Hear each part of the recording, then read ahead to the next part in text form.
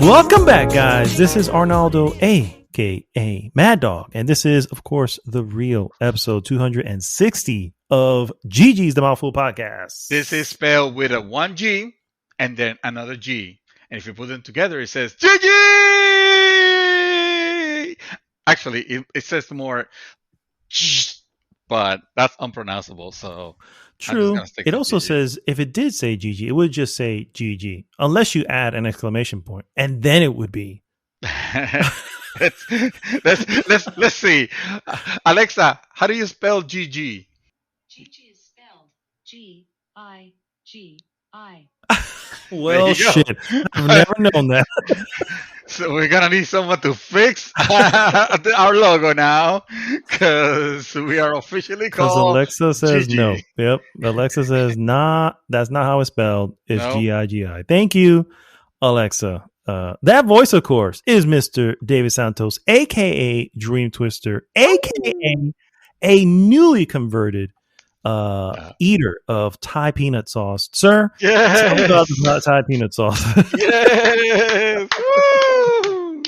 You guys know that I have a sick... Oh, you guys don't know. I actually haven't shared this, but I have a sickness. Evidently, I like throwing peanuts onto like whatever food I'm eating. It doesn't matter, you know. It all started, I believe, when I went to, I don't know, it was probably P.F. Chang's, it must have been, or someplace, and I ordered a compound chicken, from there, and they have the, obviously they throw the peanuts over there, and I like the combination. So we started talking about that, about that. Obsessive disorder that I have, right? Yeah. And you recommended, like, hey, if you're gonna mix it, why don't you just dip it? And I was like, man, dip it sounds awesome, but tell me more. And you were like, nope, I'm not gonna tell you anything. Your package receipt gets there on Thursday. I'm like, oh, and next thing I know, it was right there, a package of 3. No more than 3, sir. Yeah. You gotta have backups. Yeah, you set me up good there, man. You set me up good, and I love the fact that I opened one of them, and it's what the hell is that? That's like a cops. Siren. Sounds like cops. Is it here? I'm hearing it in my headset, so yes. Okay. It's over there. All right. Well, if I have to disappear, if I have to lay low for a little bit, you guys will forgive me. No worries. Anyway, I opened one of the bottles, dude, and that thing explodes like if it was champagne in the champagne room. That's how vibrant the flavors are. I was like, this will prank me. Yeah. This motherfucker pranked me here.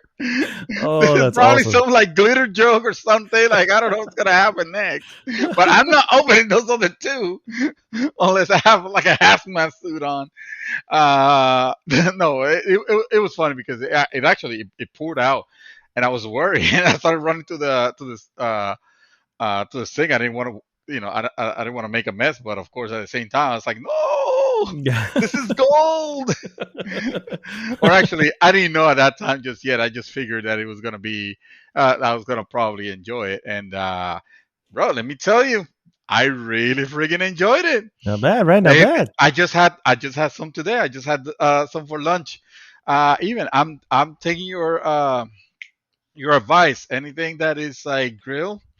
I am, I'm dipping it, and it's like, yeah, man, this it's perfect for it. Yeah, any type of grilled meats, any type of savory stuff. Yeah, it just goes well with it, man. That's so. That there is because I don't like peanuts. No, exactly. Yeah, and so that was my, and I'm working my way towards it. Like that, I've told you before. Like I'm going to force myself to get to the point where I could just eat peanuts. It's going to happen. Oh, yeah, it's gonna happen now. Okay. Yeah. That's how it is. You don't have an inherent hate or dislike of peanuts, excuse me, where you can't, like, you don't like the texture of it or something in the flavor is like repulsive. It's not that, right? No, it really is the taste, and most of the time the smell. Like I can't, Mhm. like, well, I couldn't, I should say. I've gotten much more used to it.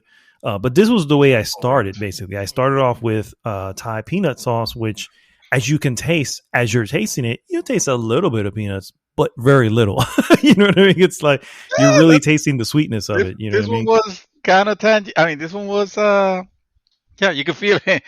You can feel it. I mean, at first I had my doubts but I was dipping it with the wrong. I had Popeye's chicken. It was what I was having at that point. I was like, let me experiment. Why not? If I had real peanuts, I would have done this anyway.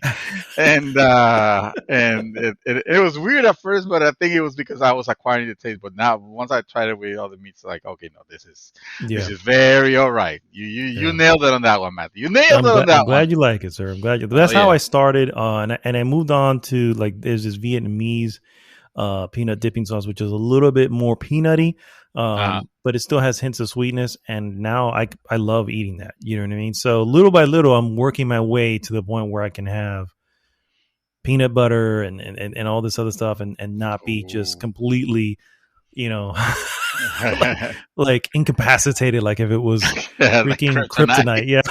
It's like, oh man. So No, he eats everything except and next peanuts. for that. And it's not an allergy thing. That's a lot of people, and I get it because peanut allergies can be pretty severe, but Yeah. it's definitely not. It's not that. It's I just don't like. And there was a time I was eating peanut butter jelly sandwiches when I was a baby, when I was young. So it's not like it And wasn't then part of someone told my. you what it was, and you're like, "Oh Yeah, no, peanuts. What is that? what But is it?" yeah, I don't know what happened. Somewhere along the line, I don't know what happened. Dude, there's Uh, so many foods that I could say the same thing. It's like, oh, well, why so do you have to disclose this, the source? the point of this, sir, is I want you to. You don't have to do this with everything, obviously, but I feel you should try one item and say, all right, Mm. how am I? Figure out the formula. How I'm going to get Uh-huh. from not liking this to liking it. And obviously that may Okay. mean, chopping it up into small little bits. You know what I mean? So it's just Grounding it mixed it. Yeah. down. You can start off with that and then maybe make as you're developing, the taste for it, you chop it up into something that's not so small. So now you're actually having the texture, and before you know it, I feel this can happen. I feel this can work. This, I'll try eating uh a shrimp shake, and I'll ground it down. Maybe see. Certain things, sir. Certain things will work grounded. I don't know if everything works grounded. I don't know. I feel like you can you can liquefy pretty much anything. I Just mean, find me a true, magic bullet. I'll true, take yeah, it. it is true. Yeah, you're absolutely right. There you go. Yeah. Well, anyway, guys, thank you so much for tuning in. If this is your first time, please, first, I need you to go to goodgame.rocks and join the conversation there. It, of course, takes you right to our Facebook group. And if you're listening to this on any of the podcast services, please like, subscribe, and share the podcast with everyone. What we normally do, guys, is first we go into what we have been up to, move on into some various news items, and then we finish with our hot topic of the week. This week's hot topic, Hot topic. controversial gaming opinions. Oh snap! The gloves are coming off. Apparently, I feel like we may have done this before, but I look back at least 2 years, didn't see it. You can find it. Hey, we're good. It's okay. Yeah, it's okay. If we haven't gone on reruns yet, then we're all right. Plus, I feel like there are new things. You know what I mean? I think years pass. Things can be forgiven, and new angers can certainly pop up. And so we're going to be going through some of our most controversial gaming opinions. This, of course, can stretch from games, the gaming industry, gamers, developers. I mean, pretty much, no holds barred. The whole couple things. And to be fair, they're gonna be controversial. I mean, if they're gonna be controversial, of course they're gonna be. There's no sacred cows here. You have to understand that I'm not throwing. For example, in my examples, I'm not just gonna throw just blind hey, there's gonna be reasons for, for example, for my selections, but it's not because you know uh elitism or fanboyism or anything like that. It's just, hey, Yeah, for if sure. if yeah, if you have I don't know. No uh spoilers. yeah, I better keep it. I Yeah. better keep it. Just But that know that said, your guys' feelings might be hurt yes, and with yes. this hot topic, and that's why you won't want to miss it. Yeah, for sure. And if your feelings are hurt, I'm going to need you to direct all your hate mail to this email, dream.twister@aol.com. Please, thank you. Oh no! Oh, yeah. That's what I have my AOL personals. My wife doesn't know about it yet. Oh, snap. Well, hey, now the rest of the world knows. Actually, she was the only person that replied. She replied with, Oh, that's sweet. "Stop texting me." That is adorable, actually. Oh my god! All right, guys. So let's start with what we always start with, and that is, of course, what we have been up to. Mr. Santos, Yes, sir. what have you been doing? All right. Far out. What have I been playing this week? Because I mean, I already finished that other game that I don't know why I was even wasting my time playing it. It's like what the heck? Outriders, like, get the hell out of here! Come on, son. Actually, no, that game was very alright. Well, no, not very alright. It was okay. But we're not playing Outriders anymore. Like, I beat that. I was done. I wanted to try. I wanted to try a different tune, man. And I just felt like disco was my tune. Like, it was gonna be my tune. Yeah. I just needed to jam a little bit. That's right, far out. And I started playing Disco Elysium. Nice. Because of you, so I heard you say nice things about it in the last few weeks of podcasting. Enjoying it quite a bit. I started that game last year. I think it might have actually been this time last year even.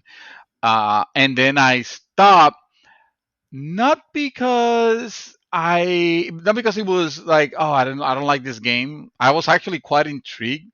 That version, that version of the game didn't have the voice, the full voice acting or anything like that. Actually, I don't think it even have voice acting, to be honest with you. I could be wrong, but I don't recall if it even have voice acting. This one is fully voiced over, which is amazing. It is like an amazing accomplishment. And the dialogue, dude, the narrator of the game, uh Your brain. yes, basically your brain, the guy that plays your brain, that this is his first voiceover gig, Wow. and he nailed it. Like, he Sure did. knocked it out of the park with this, because I feel like it is extraordinary what that guy does. And I mean, all the characters so far that I've encountered. Oh no, wait, actually, I beat the game. I forgot. I should have mentioned that. I finished the game. Nice. Yeah. Kind of disappointed with the ending, though. I'll tell you about it. There. But the voice acting is so good, though, in this game. It needs to be in conversation for.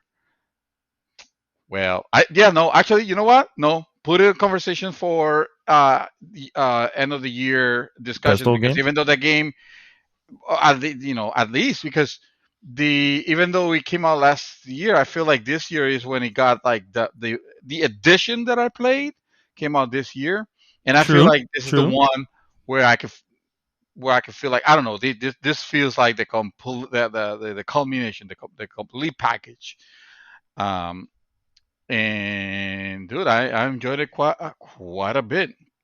Um, oh, actually, now I remember. Yes, there was some voice acting in the original one. Yeah, original. it wasn't as much, but yeah, there was. Yeah, there was, because the kids, the fucking Yeah, Kuno, I remember you. fucking Kuno. Oh my God, I That's the hated most this annoying fucking kid in the kid. world. Oh, I've never hated a kid. I'm like and it gives you the option.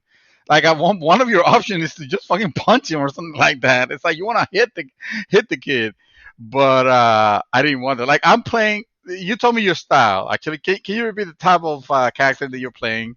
Yes, I They was play. going with a drugged out Sherlock Holmes detective that had zero to no like social skills, Social skills. Wow. So pretty and that much should stay true through the entire thing, my friend. you pretty much kept the characters the character's original traits, because if you don't know, in the game you wake up, you have no recollection of, not even who you are. It's you have pretty much alcohol induced amnesia at that point, so that should tell you how much of a party person you were, I guess. In the back, but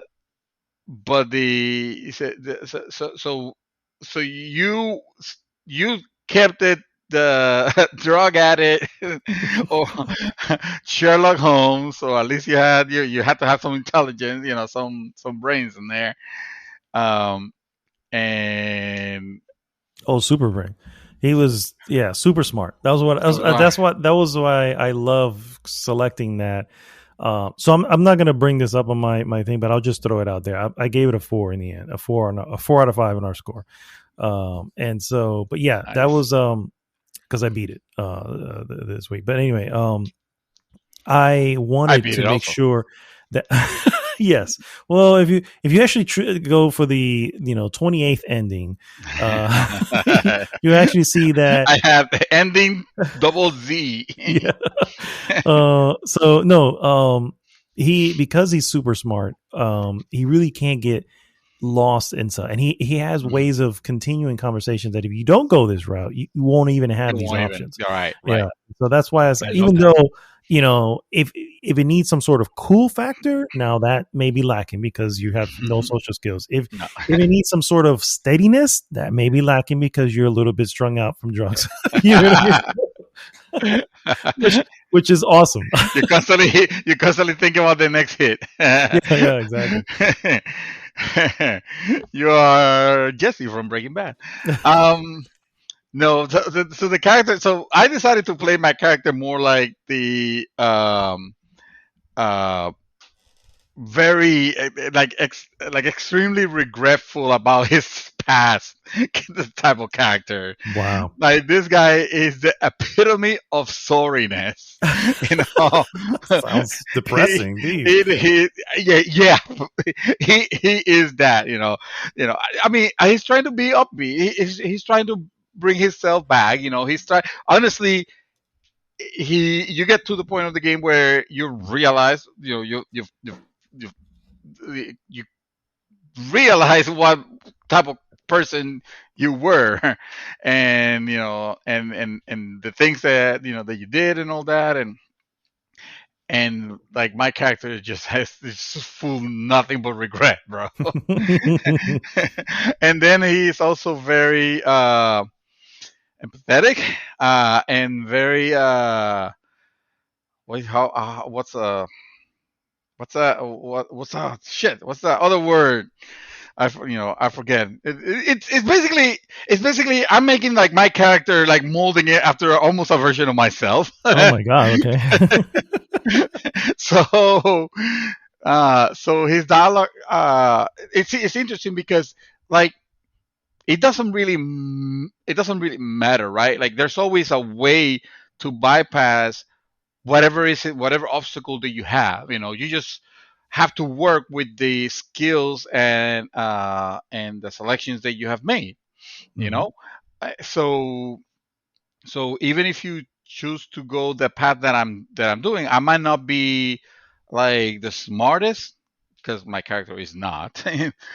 But that, with the combination of like empathy, and being in touch with my feelings or whatnot, like it helps me in different ways. Like I can approach some issues from a different angle, and for the most part end up working.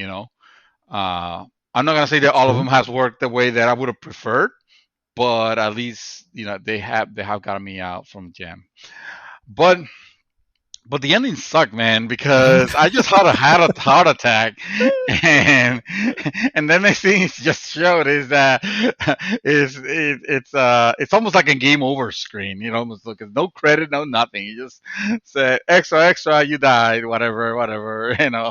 Detective dies in the middle of an investigation, at the culmination of an investigation, something like that. Mm-hmm. No, that's not the real ending. I'm not. Don't calm down, guys. I'm not spoiling the real ending. That just means I died in the game, for the first time, and I stopped playing it. Just for now, I'm obviously gonna go back to it, but just for now, I stopped playing it because I knew that. I mean, there's a game that was getting released this week, or got released this week, that I knew that I was gonna be my time sink for a little while, and I just felt like, well, let me leave it here. It seems like a good location as any to rest. A death. That works. Yes, exactly. The free embrace of death. But that was actually on Wednesday, and the game that I wanted to play wasn't going to release until Friday instead of Tuesday, like they used to be. So I had to do something, right? So I continued playing a little bit more of Injustice 2, which last week or the week prior to last, I said that I started playing it again. And bro, you gotta play that. You gotta play the single player story on that game. I may actually dive in soon on that. I'll get to what I've been doing, but I may dive in soon on that, because I know that the story itself is not a long one. It's a fighting game, so the story is never. No, exactly. It's not a long one. It's like you remember the story on the original. From the first one, it was like probably 5 hours or something like that. It wasn't even that long. Yeah. You liked it, right? I did, absolutely. Yeah, it was also good. I mean, that the story of Injustice is an interesting story. It's a different. It's. I would say, and I'm not like a super comic reader or not yet anyway. Yeah. No. Like I'm not up to speed on all the, but like so far that the premise of Injustice has always been one that captivated me, because it's like, man, how cool of an idea. It's like, Superman's always been the super good guy, on all the comics and all the stories that I've read, and what if, he's not, and it's not like he's an evil person, he didn't turn to the dark side, obviously it's like you always say, the best villains are the villains that think that they're doing right. And Superman has very good reasons to be doing what he's doing, to the point where I'm Team Superman on this. I'm like, you know what? No, Batman.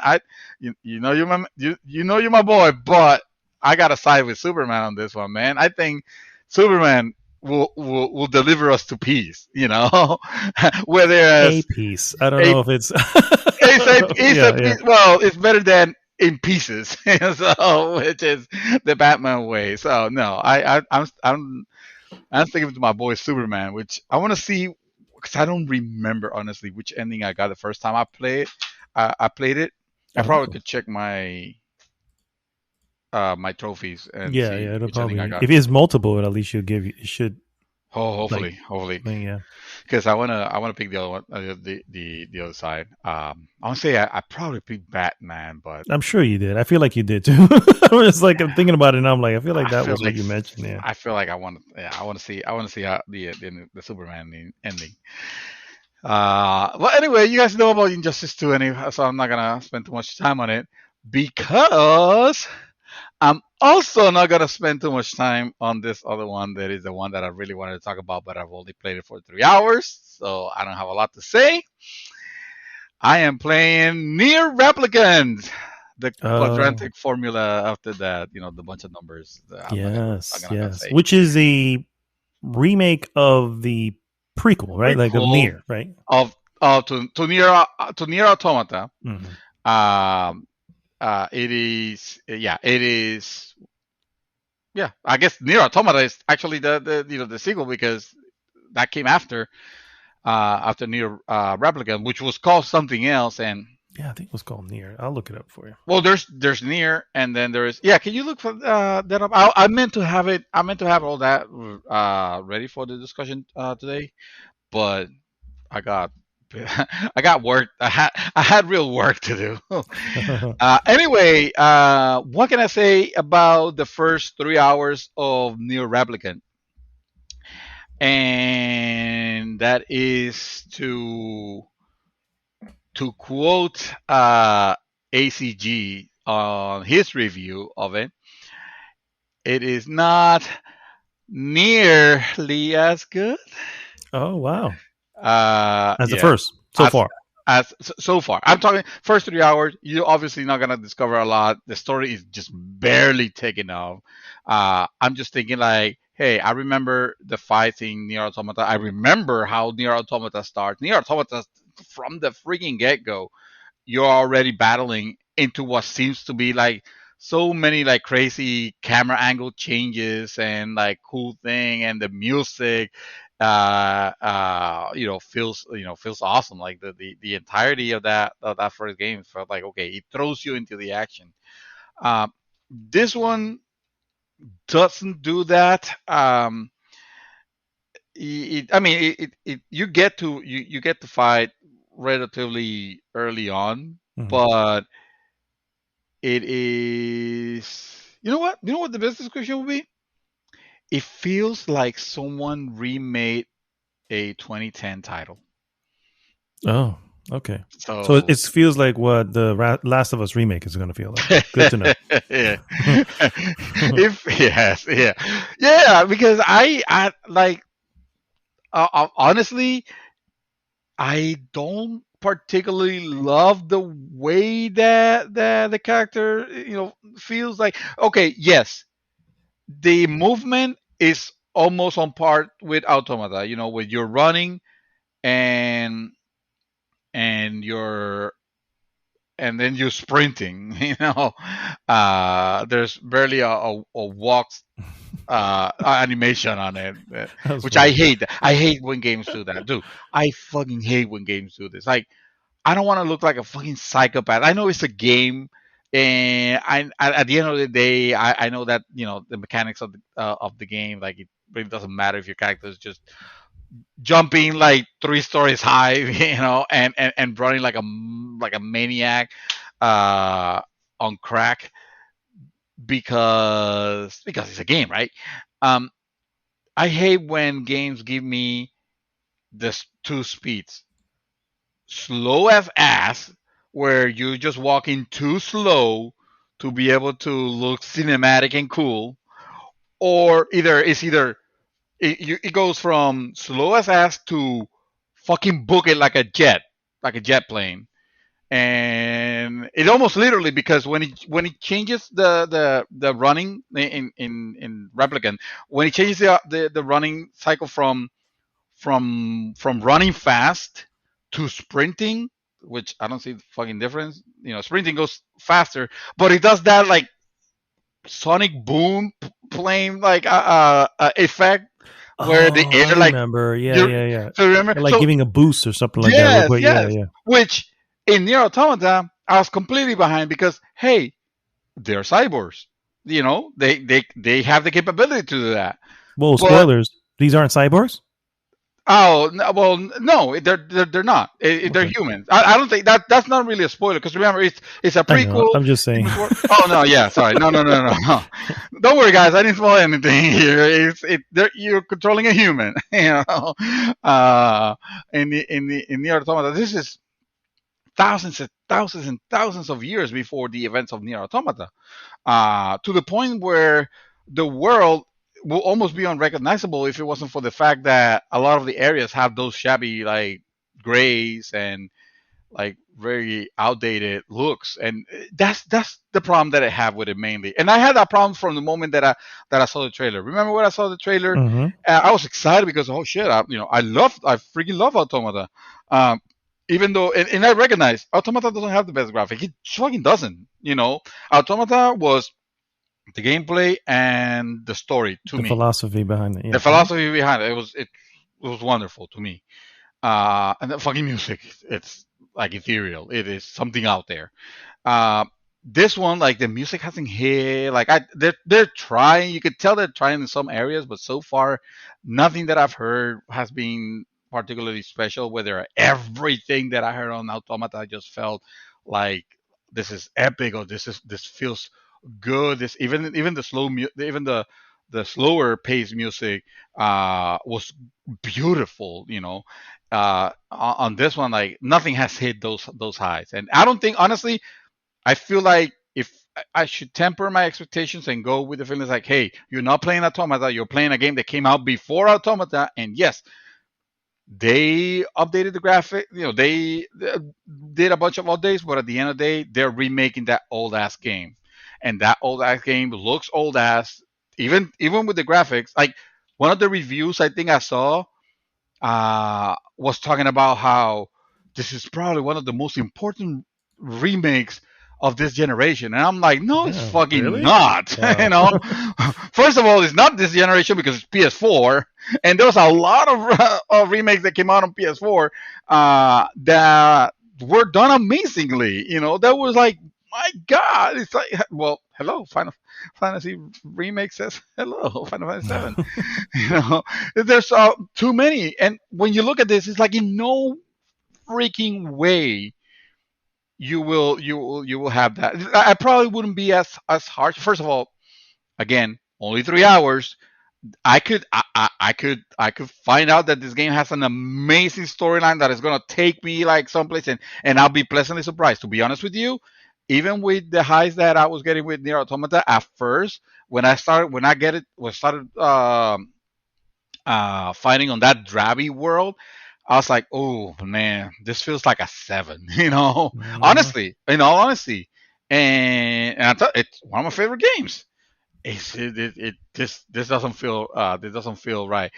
So so I'm probably being harsh on this also because it's a full price game. It's a $60 title, and I'm not saying the others in the service. I'm not saying that. Please don't think that I'm, especially this early. I have like I can't make that call, just yet. I intend to play it. I intend to play it to completion because I was enjoying the fighting on it. The fighting is very similar to Automata, but it has its certain nuances that that you pick up and you can enjoy. Um, the the reason why I was talking about the not liking my character, like just running around like a crazy maniac, and I didn't mind that in Automata, is not only that Automata, there were cyborgs, but also in this one I feel like it feels a little bit more RPG-ish, Mhm. in the sense that you have your character. Actually, it feels very RPG-ish in a way. You have your characters roaming the land or roaming the cities, and then you go to you get to the outer world. Not the overworld, but you have a loading screen and you're outside in the world fighting, and then if you want to go back, you have a loading screen and now you're inside the city. Oh wow. It's that Okay. it does that exactly. It's like, oh wow! So you couldn't even have that seamless, huh? Like even Automata had seamless. It didn't have completely seamless areas all around, but even in the areas where, let's say, the resistance was sparked, um, you would just go in. That it wouldn't have that cut. So the game has those cut areas that were probably needed because of the limitations of whatever system this was. I believe it was PS3 at a time, but like it's not PS3 or needed with this. 360. Yeah, I did Yeah. find it. It is called Nier. It was just called Nier on PS3, Yeah. and it was called Nier Gestalt. Gestalt on Xbox 360. Yeah. Well, it was interesting because I've also read that I believe the difference between Gestalt and the original Nier was that the original Nier, your character was like a grown man, An old man. Yeah. an old man. Yeah, Yep. and you were pretty much trying to find the cure for your daughter who was sick. And then on Gestalt and Replicant, they replaced that character. You don't play as the dad or whatever. I would imagine that they've changed a lot of things about the story also, but they remade it into like now you're the brother, Mm-hmm. and your sister is sick, and you have, and you're trying to help her out and whatever. Um, so like I said, combat it's solid. It's there. You eventually find your companion. You know how in Nier Automata you had that little robot that followed you all around. Mm-hmm. He was pretty cool, and he also I love his voice. Of course, very it was a robotic voice because he was a robot, little robot. Um, but in this time, it's not a robot that's following you all around. It's a book. Oh, I see. I It's was looking at this floating book. I'm like, what the hell? Okay. it's Now, now I get it. it's a grimoire, and his name is Grimoire Veil or Veer, something like that. I don't know. So, but it pretty much attacks. Well, actually, it attacks in a little bit more advanced way than the robot from Automata. I forgot what his designation was. But one thing that I really really like is that is the voice acting that he has. So this as opposed to Nier Automata where he was just a companion. In this case, he is a character, and he has like full dialogues with you and has full personality. And whoever is the voice actor that plays him, it's like he does such a good job. I gotta give him that. They do. He does an extraordinarily good job bringing this character to life, and like I can't wait to see what's going on, to discover what's going on, because early enough it gives you your what the fuck moments, like okay, like I'm not gonna spoil what it is, but it doesn't waste time at least in giving you the okay moment that has you thinking like, okay, I need to know, like at this point now I need to know why is this like this, and that's cool. That's really cool that it that it did that. Every review that I've read has praised the story of this game. Oh, okay. So I'm looking forward to that. That's what I'm saying. Right now, I realize I'm being a little bit harsh on some aspects of it. Also comparing it too close to Nier Automata, a game that I finished actually versus a game that I'm playing for the first 3 hours. So it's not, it's not a fair comparison, but it did, for all the not so great visuals that I think it has.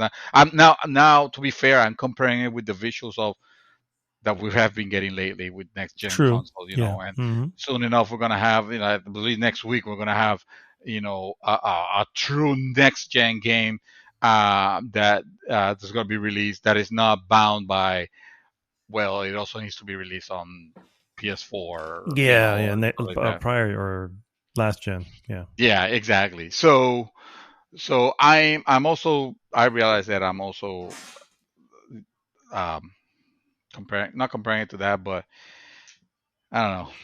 No mean to be an ass to the game, I am liking it. I am enjoying it. I No, don't regret. you're criticizing the way it needs to be criticized. There's nothing wrong with that. Yeah. Call it as it is, as you see it. Yeah. If I come next week and I tell you like I'm in love, this game is You know what it'll be like?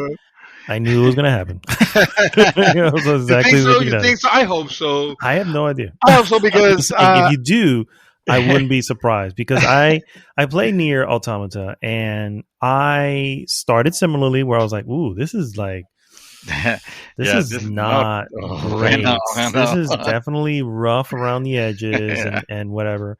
And while it got better as time went on, it still never really climbed out of I think at that time maybe I gave it like a 7.5, maybe 8 or something like that. I was like, it's not bad. It's just it didn't click on me in any way that it clicked on so many people. So I was like, it is what it is. But yeah, it gradually got better. So I can definitely see that happening here. So you're Yeah, only three yeah, yeah. hours in. I'd give it more time. I'm hoping like I can't wait for it for to jump back in just to see. I am intrigued and I want to know where the story goes. So that is my little bit of a report on a very early report on Near Replicant. It's available now. Oh, I wanted to say Uh-oh. that fucking We lost Dreamy. Sony, He the went offline. PlayStation Oh, 5. It is you one of the literally just went most. offline, I think. Oh, I'm here. I'm here. I'm Okay, here. cool. Go ahead. Okay, I'm sorry. hey, guys, I'm here. You guys, you didn't stop hearing me, right? Hopefully. They see that this is, this are the what's Jack Ryan? No, what's his name? Jim Ryan from Sony. It's trying to shut me when I was Yeah. gonna give nothing but praise. I want to say PlayStation 5 is one of the most capable and powerful consoles of this generation, and it can do pretty much everything except keep a fucking clock, a fucking countdown clock proper. It can't tell the time. Yet it doesn't have those basic kindergarten skills. I mean, it's only a few months old. Learning time is, So sometimes it takes a little while. let me tell you what happened yesterday. I was so excited that man, I get to play Near Replicant. I'm gonna have 3 full hours. I knew I couldn't stay until late because I worked the next day. I worked today. So, but I knew that for a midnight release, I was at least wanted to put at least 2 hours, maybe three if I pushed it. But oh my god, I'm gonna get 4 because it's gonna release at 11 o'clock. It's like I don't know why it says it's released in 20 minutes, but I'm fired up. I am ready. Like you can tell, I already did my whole spiel. I took a shower. I made myself comfortable. I went to the bathroom so I didn't have to go in the middle of it. I didn't have to pee or anything. I put up the mood lights. I turn on the candles. I'm sitting down. I'm watching that clock, and I feels like freaking New Year's.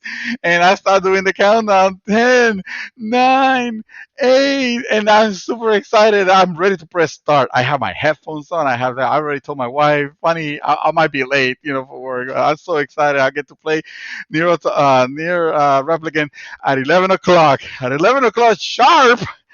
2, 1. 59, 59 minutes again. It's like, what? It was doing the time zone, sir. Every time zone has its own countdown. Mother. That's hilarious, bro. Fuck. If that's the way it actually works. Like it went into extension time, I guess. It was That's hilarious. It did like that. I did like that guy from that meme of 2020 New Year for 2021, and as soon as the clock hits 12, it switches back to 2020 again. Yeah. Yes, I remember. Like I had the same reaction as the guy on that meme. It is. Oh my god! So I got angry. I was like, "Fuck this PlayStation!" Like, I thought it was gonna have an extra hour. No, that's not reason to get super angry or anything like that. But I was peeved. Let's just say. I mean, it did bring your hopes up, and there's no I'm gonna excuse have for an extra hour, so I didn't play 4 hours. I played 3. Oh, Whoa. Yeah, That one no. number is the reason why you're only like, this is a 7.5. This is just like, forget it. And the PlayStation 5 is a 0 out of 5. Can't do math right. 0 out of 5. No. So this week I didn't watch anything in particular, but I started reading another comic.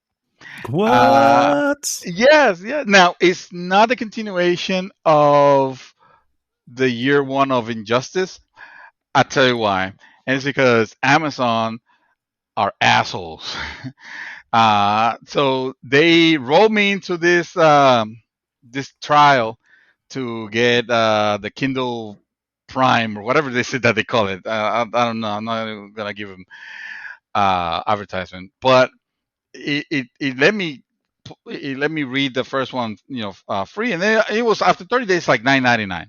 I was like, okay, that's cool, that's fair. It's doable. If I can, if I can pay 9.99 and just read whatever comic I want, you know, um, that's worth it.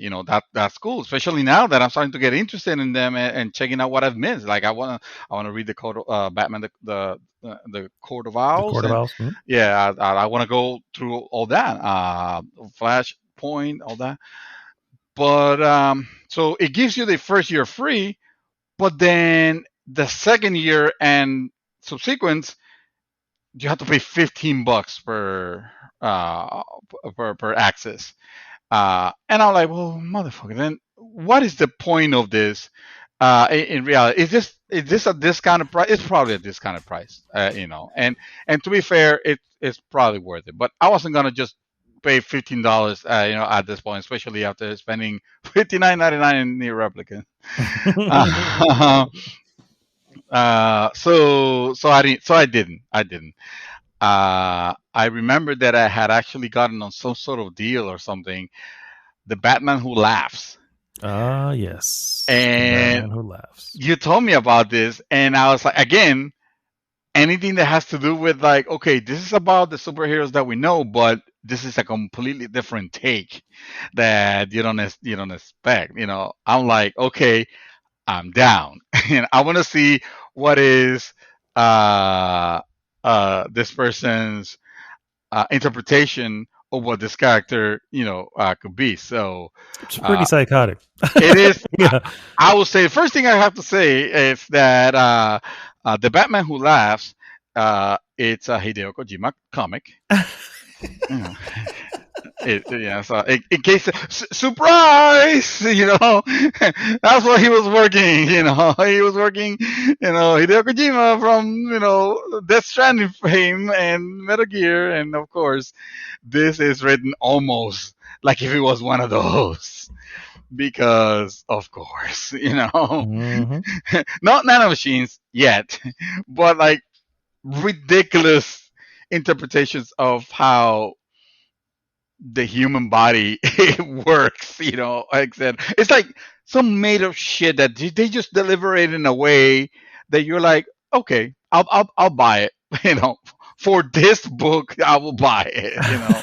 just within the realm of this story, Yes, I'm in. exactly. You start spilling this into other areas, I'm gonna be like, nope, no, no, no, no. Exactly, absolutely, 100%. This is my issue that I've had with the most Justice League stories, is that they get so grand in their, the idea of what they're going for, and some of them, if you buy into the cosmos and all the craziness that it goes, like, you know what, these are fun, but I always get I always just get to the point where I'm almost unplugged. Like I don't even know what half of what I'm reading is even trying to tell me that the planet of this had this type of whatever. It's like I'm not even. Yeah, it's like when What I I start loved talking about about the Earth to 2557, it's like a different Earth and a different yeah, universe. there's a Like, multiverse essentially in this one, yeah, and it's like, oh, okay. But what I loved about Batman comics, in general, the what is how when it's just Batman, they can keep it as grounded as possible, and that's when I think Batman is at his best. And so yeah, although so this you one, like I said, really, yeah, yeah, how's this? You really probably didn't like this one as much. I kind of understood it. I mean, I got the reason, but dude, I don't know if did you get a chance to read it all, or did No, you no, just no, no, oh, no, no. okay. I'm honestly, I am probably 2 chapters in. Okay, yeah, So, you're you're in for a trip, my friend. okay. You Okay. are in for a trip. All Yeah, yeah. right, all right. No, because that would be it's an interesting concept, and the Hmm. concept being like, okay, so what if there's a being that, and I'm not gonna disclose how it comes to be or whatever, but all if there's a being that is pretty much the Joker, but Batman, or how would you describe it better? Actually, put I in your mean, words. I don't know. See, I don't want to spoil anything because Okay. yeah, I don't want to spoil anything. So, yes, if the moment you look at him, you're looking at the character obviously has the Joker grimace, the crazy grin that he has like a spiked thing in front of his face. Half the time you're like, how can he see? I don't understand. And that obviously gets explained later. I don't know if it goes into its origins yet. I'm trying to, I really not in the not fully. I mean, okay. I know the little bit of the origins because I do recall a little bit of what you told me. I'm not sure if we should go into it here, but it's basically it's just the idea of a Batman that is evil like the Joker, it could pretty much be a weapon of mass destruction at that point because you think of Batman, you realize Batman has always had all these plans to make sure that nothing happens. So now you basically handing the codes to the nuke to the most insane person who's also the most brilliant person, but it has like no morals whatsoever. Absolutely. He's a psychopath. He's a murderer. He's an accident. He's the worst of the worst. And now he is basically, I mean, he is the Batman's equal. Like you can literally say, like, okay, now he's the equal because it's him. Mm-hmm. So again, how that comes to be probably not as exciting as it sounds, but it's still an interesting story that I'm looking forward to delve more into, and whatever ends up being, I'm sure at least I'll say I had a really good time with it, and it's another comic that I have under my belt for sure. I'm digging it. Soon we're gonna have hot topics about this shit. It's gonna be good stuff. And for me, it's like I almost regret the fact my heroes have always been the DC heroes, and not to the extent that some of them have gone. Like they have gone with some crazy heroes that I've never heard of in my life, or even the ones like Martian Manhunter is like he's an never OG, heard of it. Like, he's an OG. True, exactly. But those are not like. Unfortunately, my DC version is the Super Friends version. So I'm still wondering. Where are the Wonder Twins? Damn it! Where are the fucking Wonder Twins?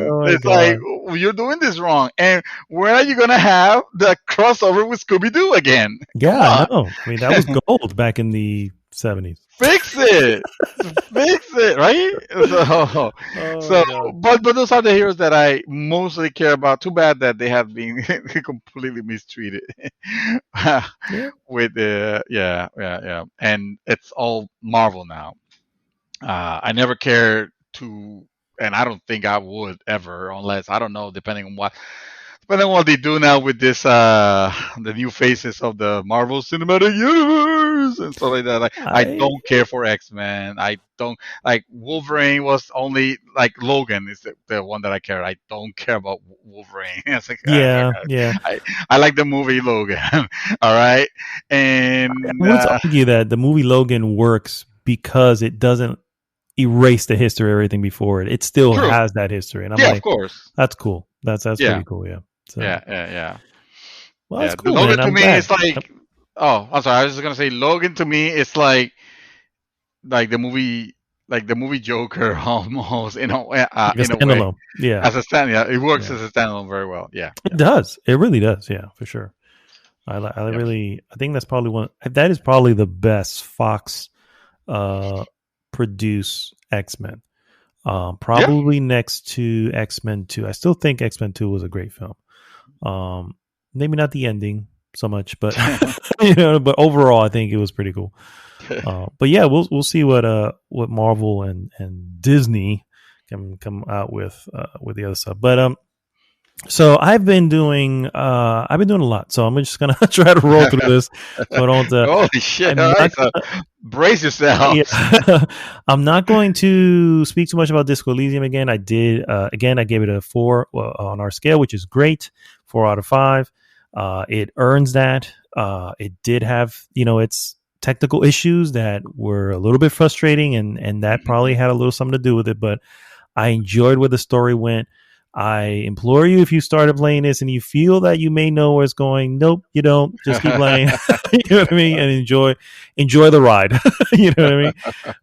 But yeah, I can see why it's such an excellent game and why it received such praise when it first came out. So after that, of course, I was like, okay, well, what do? I can't get into something major because I know I have a game coming around the corner that I'm going to play immediately. And yes, I have pre-ordered Returnal, which is not out until next Friday, so I have a little bit of time. Wow, that's a leap of faith. No reviews or anything, huh? No. Well, yeah, I mean, it's a leap of faith only if you don't, like, if you eliminate Housemarque from it, then it's a leap of faith. But Housemarque hasn't made anything I didn't like. So it's what I talked about when you have those I was gonna say house marks when you have those developers that marquee titles, house marquee. Okay, it's almost like, okay, you can put a safe bet on them, and then Mass Effect Andromeda happens, and you're like, "Fuck!" I mean, true, but there were question marks already with Dragon Age 2, so that's true, exactly. And then Dragon Age 2 happens, and you're like, "Fuck!" Yeah. That one there was probably harsh. That's why I was like, I think of Supergiant Games is the one that always comes to mind. It's like, dude, those guys, I don't care what they do. They have my money every time. Hands whatever down. It is, it's gonna at least you can assure it's gonna have awesome correct. Yeah.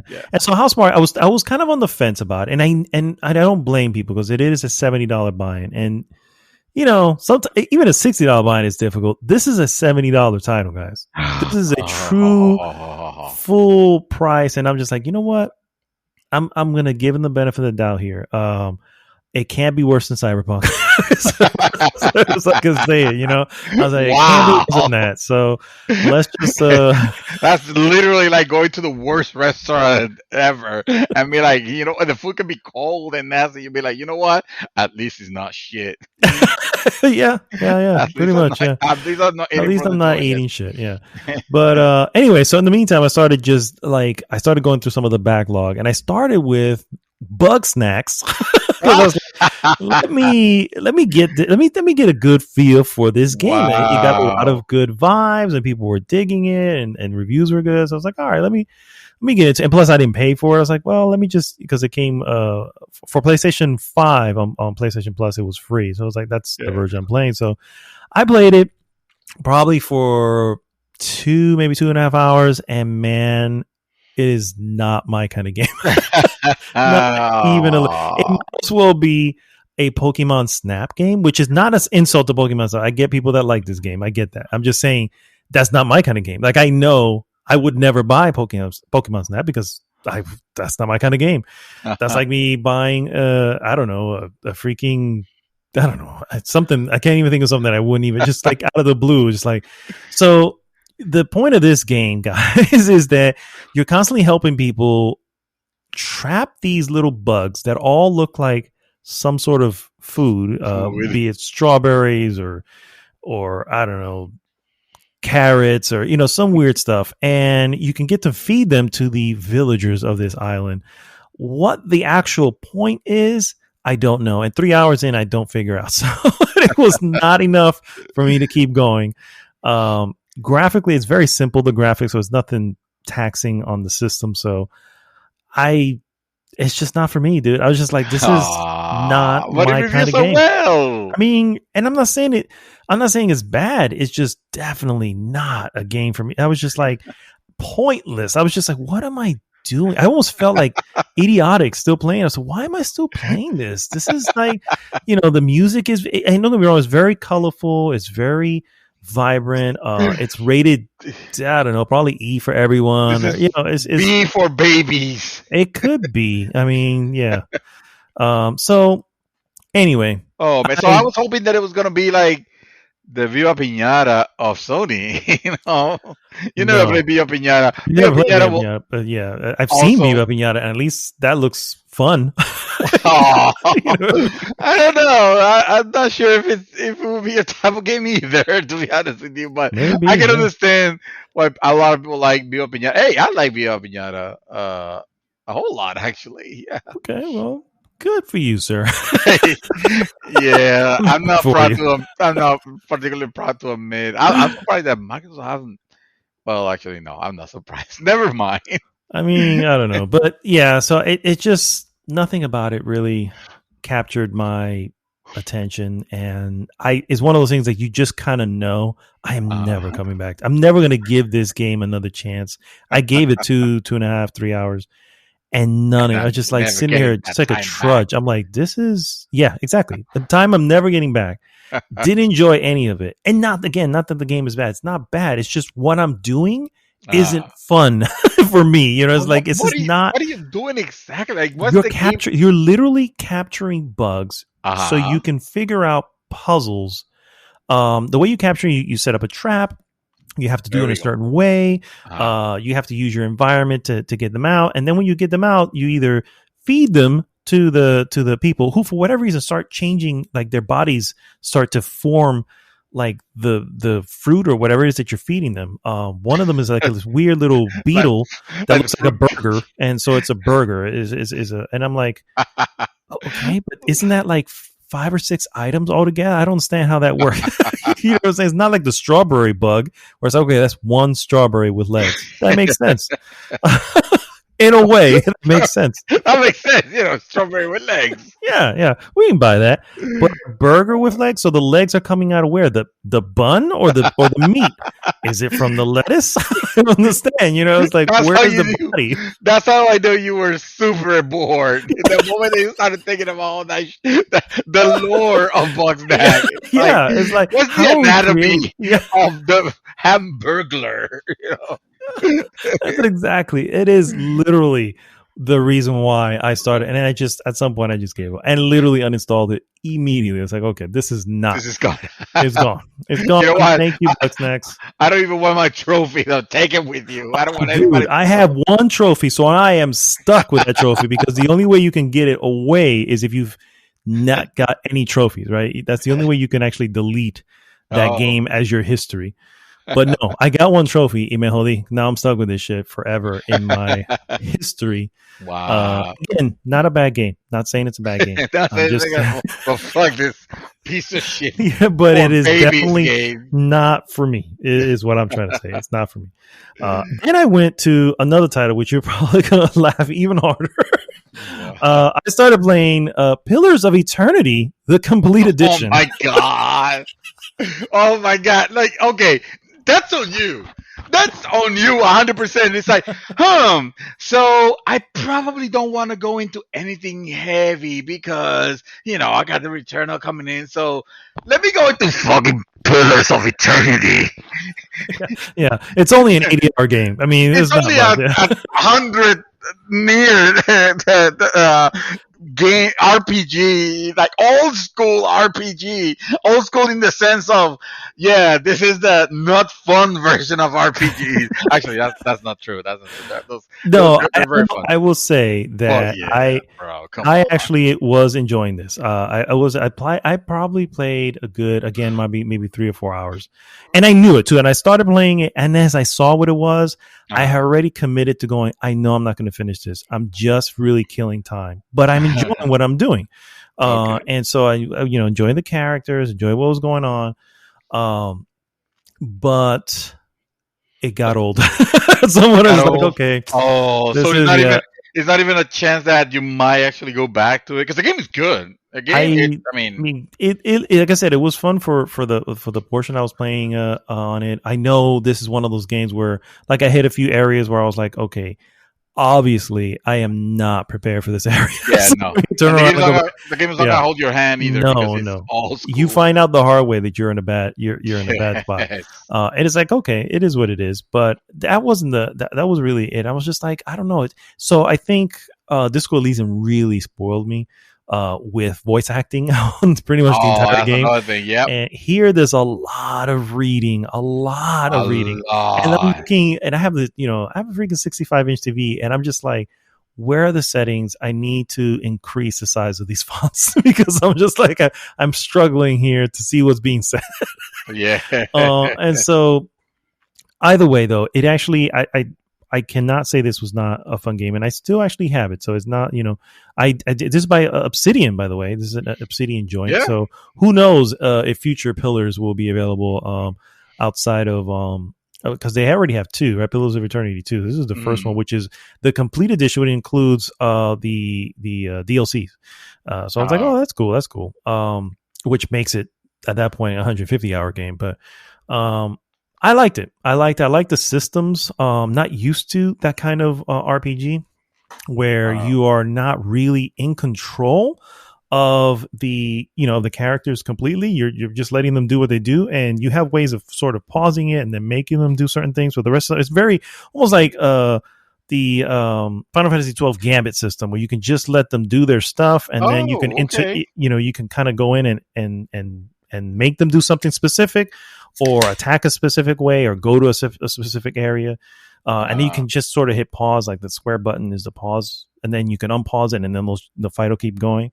And it's pretty cool. I was like, this is actually kind of cool, and I like where I was going with it. I have a dog companion, which goes with me everywhere, which is even cooler. A wolf, excuse me, not a dog, a wolf.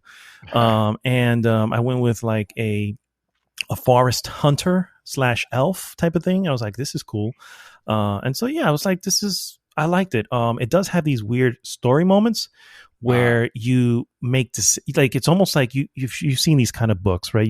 Where you have the choose your own adventure books, where it gets to a page and it'll say this, you walk in front of this door, and the door has 3 keyholes, and you only have 1 key, which and then you look at the thing as, if you choose keyhole 2, go to page 78, you know what I mean, that type of thing. Well, obviously you don't have to change page here, but you select what it is, and then it just plays out the way whatever. And in some cases is one of those where you can come back to. In other cases, like, the hell you're in a box, or you're locked away forever. You're locked out of that option forever. So I'm like, this is a heart attack. Yeah, you have a heart attack and game over. But no, I did actually enjoy it. So I did want to give it its props, but I knew going in that I was not going to be, like, I just knew. I was like, I'm really just killing time. It didn't feel like the type of game. Like, and that's the other thing. Is I really got it on a really deep sale, and I said, I've never tried this. Let me try it, and it's good. I can see its appeal. But I just put it aside because I was like, oh, this. I think I honestly, I almost want to say at some point, I realize I kind of like where things are going. And my initial thought to say this is just going to be filler is going to fuck me up because I'm not going to let it go. So I was like, let me just stop now. And let me just so you uninstalled it because you were afraid that it was just gonna keep you. No, I didn't I still have it installed. Yeah. I still have it installed. So I want to see if I go back to it. But again, I have to have like an opening because I know what this is going to entail. So it's like, it is what it is. But so that's Pillars. And so then from there, I jumped back into Headlander because I'm like, well, I just want to, at that point, you just lost your head. Pretty much. I will say this. I've spoken about Headlander before, and I'm going to say this again, guys. This is an extremely awesome and underappreciated Metroidvania game that you guys have to, if you love Metroidvania games of any kind. This is developed by Double Fine Studios, guys. This is a cool freaking game, and it is you play. It's a very 70s version of sci-fi, and if you can imagine that. Every location has shag rugs. Everything is groovy. There's this, it's just so 70s, and yet it is the future. You know what I mean? So it's like, oh, okay. So this is like if someone from, who made the $6 Million Man decided to make a movie about this, you know what I mean? And that's how it plays out. It is a lot of fun. Awesome. It's not very long. It's like most Metrovanias are not going to be very long, but I'm probably going to see it through to the end, and because I've been enjoying it. So cool. But anyway, so from there, I have seen a buttload of films, so I'm just going to fly through. First, I want to talk about the one that I think everybody should check out, particularly if you have Hulu, because it is really good. It is nominated for a couple. No one's gonna check it out. Yeah, well, it'll eventually come everywhere else, and that's called Nomadland. Nomadland. I don't know if this is a David Santos joint. All right. I'm going to tune out for a second then. I'm going to let you continue. I don't in the sense that there is an ending. You just have to be accepting as to what the ending is. You just have to create yourself, you know. There is an actual ending. You don't have, there's nothing you need to fill in blanks for. I'm not looking for a happy ending. I would rather not have a happy ending because I'll feel like it'll be more interesting. Just give me a fucking ending. Okay, so then in that case, yes, I think you would enjoy this film. This is okay. There we go. Yeah. All right. This is a film that is So Nomadland has to do with actual real life, like current date nomads, and you have people who choose to live out of their vans and go to different towns and live in little parks that allow people in vans and stuff to live in, and they'll get a job for a few months at a specific location, make enough money so they can move on to somewhere else. The main character is played by Frances McDormand, and she lost her husband. This is at the very beginning, lost her husband, but it's funny because while she's not a real character, what's happened around her is a real thing. The city of Empire, which is like somewhere in Nebraska or something like that, or maybe it was North Nevada or something like that. Anyway, the city was big on making that was the place where all sheetrock was coming from. And because of that, the town was built around it. Everyone in the town worked in the same location because that was why they were there, because they were actually digging up the rocks to make the sheetrock and all this. And then one day, shit happens. The company goes down. Y se jodió the entire city. You know what I mean? Oh, wow. And most of them moved out to other places. And for her, she ended up losing her husband, so she just decided to take off onto the road. And in the film, she runs into a lot of people who are nomads. And what I found out later is that these actually are real people. Like, the director didn't get other actors. Like, she actually got real people who do this to come and star in the film. So you're getting that feeling of that and authenticity of it. Yeah. And then Frances McDormand is just fucking awesome. I mean, she's just good in everything she does. But it's a really touching tale. But it's also one of those weird things where it's about, is it okay for you to let go of what you're used to and everything and just travel the world? Maybe there are more important things than being, all the stuff that we want to have, you know what I mean? And right. she deals with that with her family, who don't want her to be out there.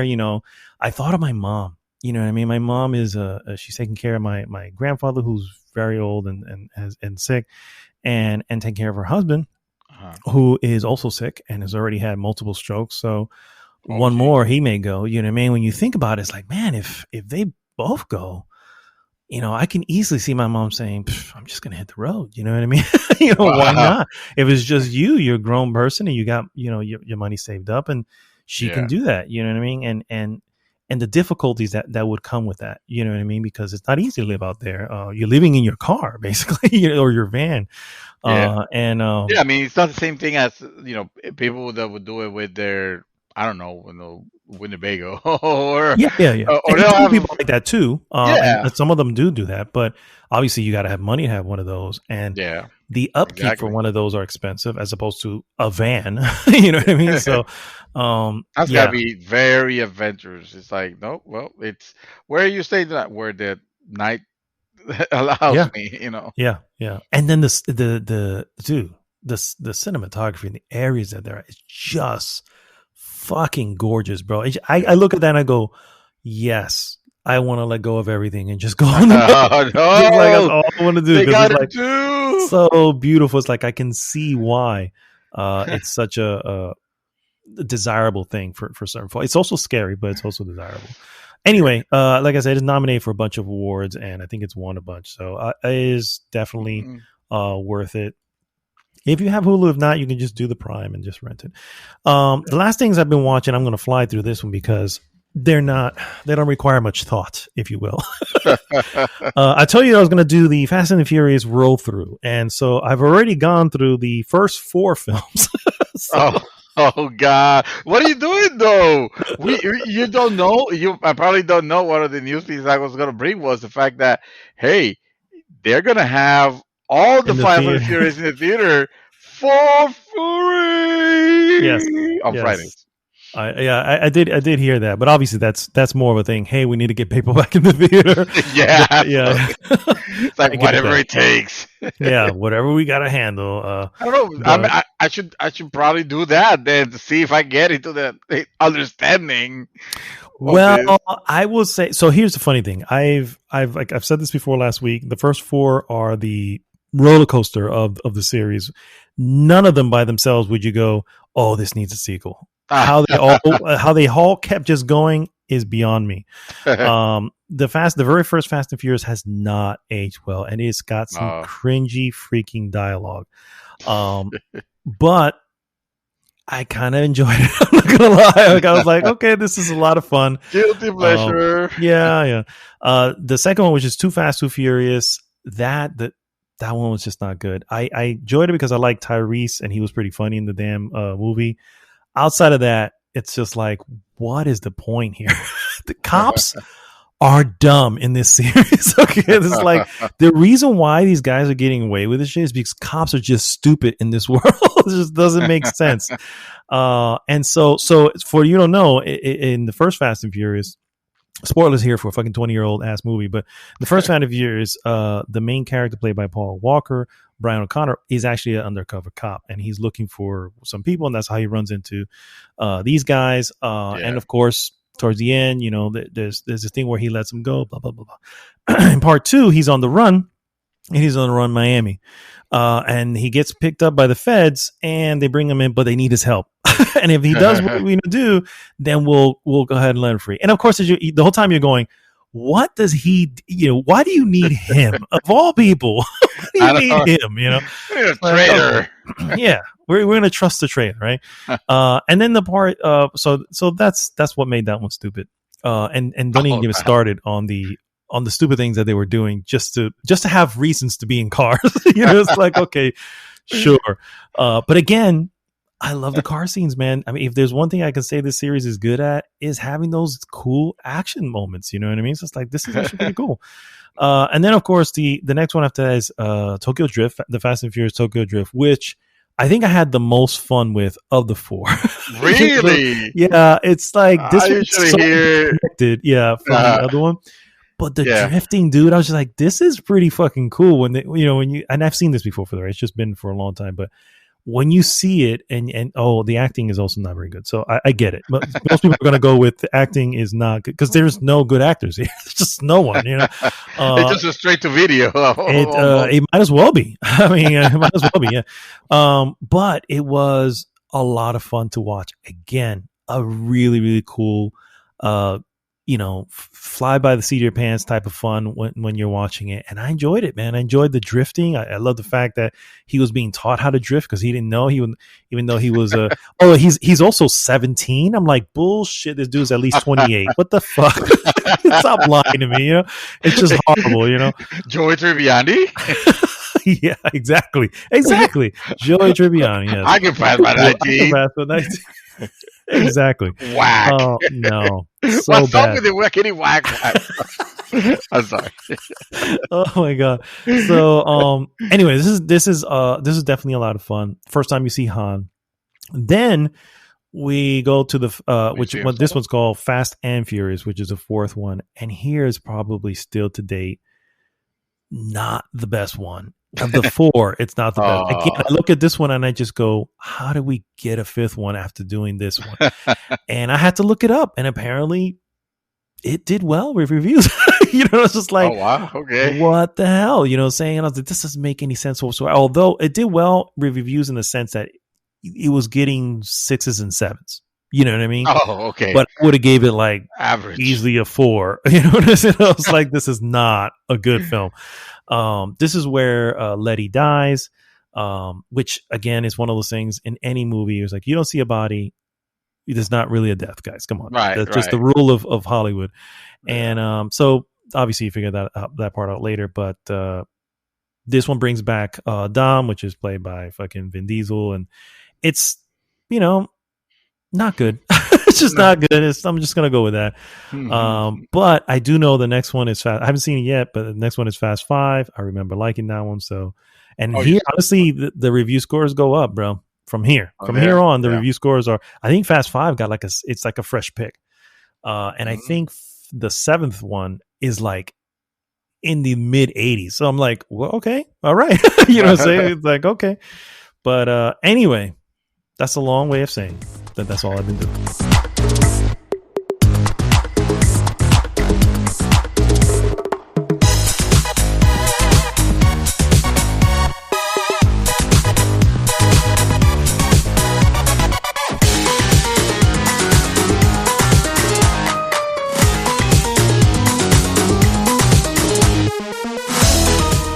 And guys, we are back, and it is now time for our trailer of the week. Nice. I love it when we harmonize a little bit. I wonder if it annoys the shit out of our listeners. But it annoys the fact that we sound harmonized and on par, but in reality, it's gonna come all lagged up. So yeah, that is true. We always sounded better when we were recording live. Yeah, absolutely. But it is what it is. Trailer of the week, guys. Little title called Shang Chi. Son of Shaq Fu. No. The very next title from, actually not the very next one, excuse me, because we are going to be seeing finally after a year and a half of delays, we're going to be seeing the Black Widow movie before this, but the next chapter in phase 4. We just saw the trailer, and it's a little teaser trailer. It's not the main trailer, and I honestly, personally, don't want to see anymore. I really just want to see the movie now. But, sir, what are your thoughts? Jack Fu featuring Aquafina. Woo!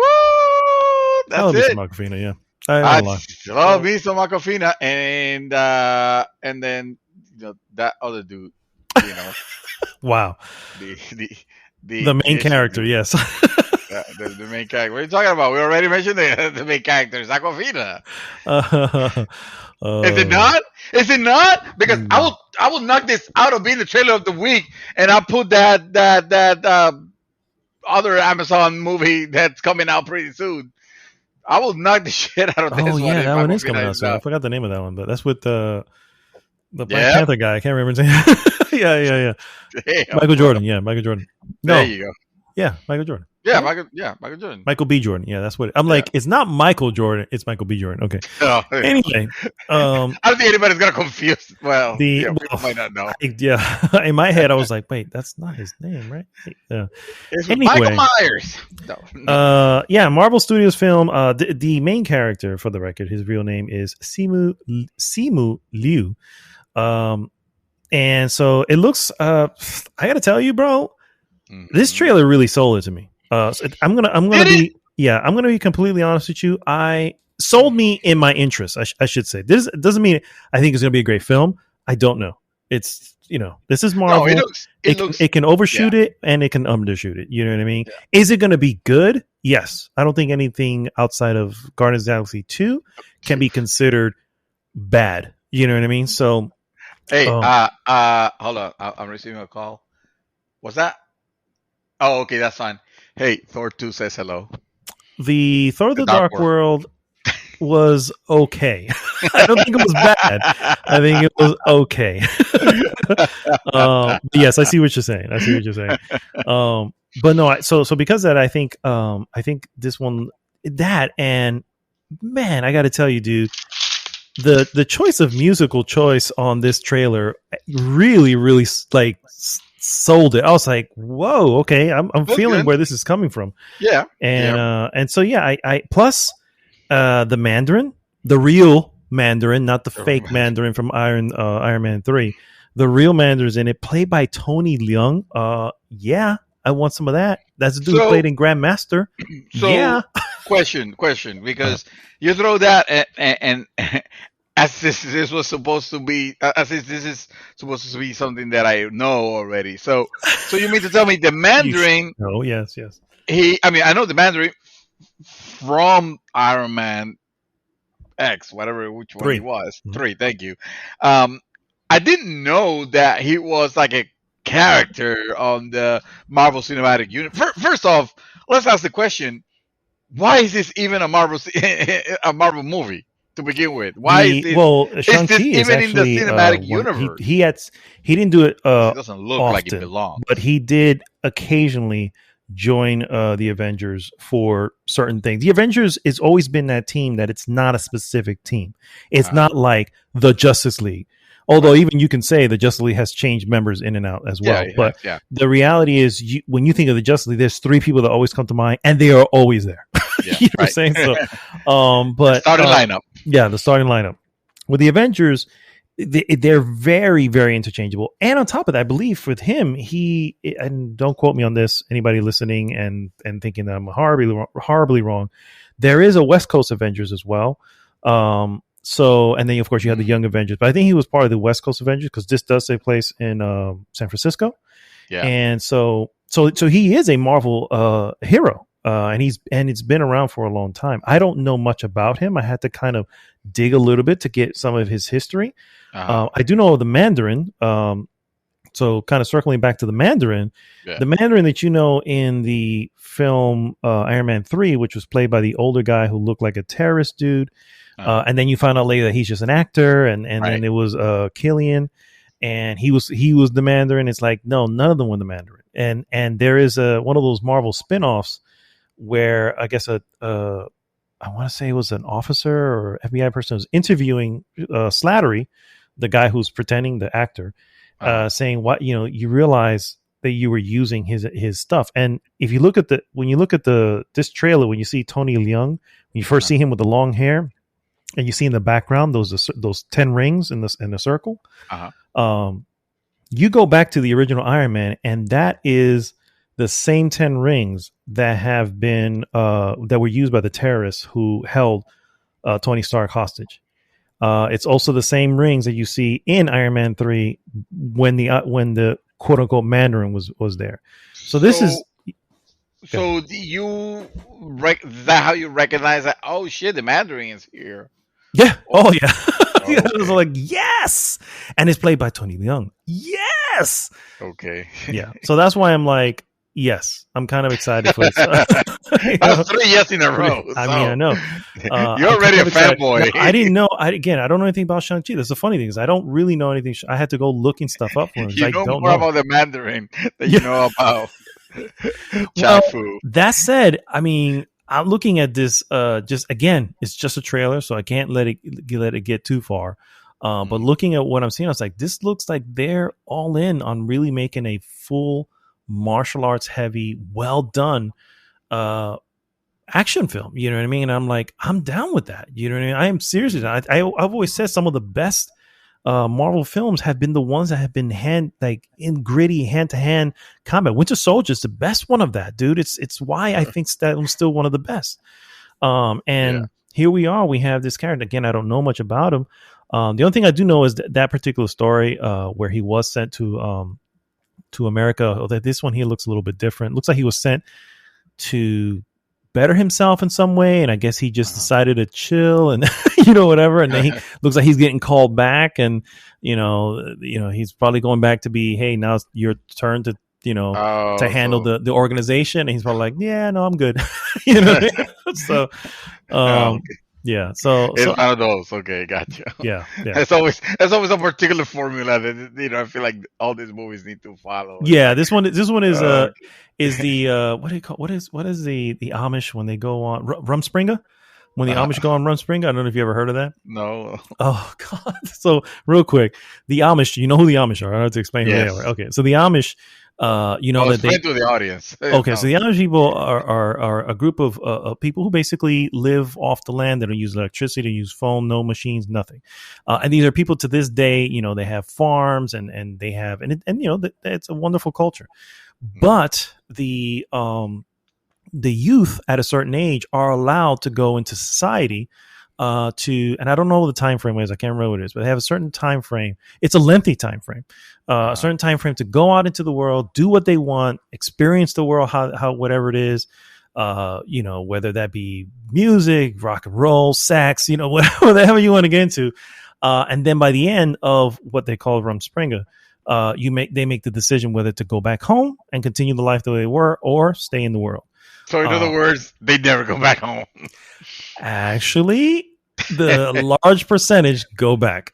Really? Yes, no. Wow. And I was like, it's probably too scary for them because they don't experience, I mean, I think they're given obviously money to be able to do. No, things. of course, yeah, right. So right. they're not just out there like fucking bums and shit. You know what I mean? But no. But anyway, so that's what this. That's how they return back. It's kind of like insurance that, you will be back. Don't worry. Yeah. Let's see how you like the real world when they're spitting in your face in the curb. Oh, now I understand. Yeah, that's tricky. You Amish people, you guys are tricky. I like it. There was actually I know we're going way off topic here, but there was a reality show that actually followed that. And I heard about it, but it wasn't until that reality show, which I don't really watch reality, but that one kind of caught my attention for a little bit. And I was like, man, why would they go back? Come on now. And then, no, man, dude. It was like you can actually, there's studies. They go, no, most of the time they go back, because they go back and, you have probably a wife waiting for you. You probably, not that you're married going out, but they'll probably, the community will set. So yeah. 5 years old. Yeah, so it's like, okay. So anyway, so that's what this kind of appears like. Obviously, the difference is it's not Amish. It's the head of a secret organization that sends his son to go hang and make something of himself. And in 10 years, I'm going to call you back. And who knows, maybe he just forgot. Just like, my dad he's old, he'll be fine. He's not going to call me back. But anyway, I am really excited for this. More excited than I am for Black Widow, for sure. Yeah. And Black Widow will be available on Disney Plus, and even then, I'm like, it's like it's okay. But this one, it definitely caught my eye, and that's why I'm excited for it, because of the little bit of lore that I know. Do you think they'll bring this one to Disney Plus? Yeah, well, they all eventually will come out to this, but eventually, of course, right? But similar to like Raya. And what's the other one? Mulan. This one will come to the theater and Disney Plus. And so yeah. So cool. Yeah. All right, man. So let's take it to the news, right? The useless news that you can use. And my first piece, excuse me, is today. Literally today, the 23rd of April, was the 2021 DICE Awards. And I'm just going to jump right to the game of the year, guys, because the reason why I even have this up, because I was actually even more excited. The nominees, for the record, are Animal Crossing, Final Fantasy VII Remake, Ghost of Tsushima, Hades, and Last of Us Part 2. And the winner is... Never mind. Hades. And, yes. Yes. That's why I was like, that's solid, awesome. Bro. Solid. This is, for the record, guys, if you're not aware, this is not the Game Awards, and not that the Game Awards are fake or anything like that. I'm just saying the Game Awards are a little bit more of a popularity contest. The DICE Awards, on the other hand, are from the industry. So the industry themselves are saying, hey, you guys fucking nailed this game. Okay. Or they might be saying, hey, Last of Us have too many fucking awards already. Let's give it to someone else. So it doesn't stop there, my friend. Not only did it win game of the year, it won Outstanding Achievement in Game Direction, Outstanding Achievement in Game Design, Action game of the year. That's 4. Okay, Wow. 4. And mind you, there's some action game of the year that beat out Doom Eternal, Neo 2, Miles Morales, and Half-Life Alyx. Game design beat out Miles Morales, Last of Us 2, Ghost of Tsushima, and game direction beat out Last of Us 2 again, Ghost of Tsushima, Half-Life, and Kentucky Route Zero, which was an interesting choice. But anyway, that's really why I wanted to bring it up. Adventure Game of the Year was Ghost of Tsushima. Family Game of the Year, Animal Crossing. Fighting Game of the Year, Mortal Kombat, of course. So your usual, what you have expected so far, coming through. Racing Game of the Year was Mario Kart Live. That's an interesting one. Role-playing game, Role-playing game of the year. Huh? Yeah. The mobile game? That's wow. it. There must have not been any racing games out. Dirt 5 and F1 2020. Oh, there you go. There must have not been any racing game. Slim pickings in that particular category. Role-playing game of the year beat out Cyberpunk 2077, which is not unexpected. However, it also beat out Persona 5 Royale, which is expected, and that was Final Fantasy VII Remake. Role-playing game of the year.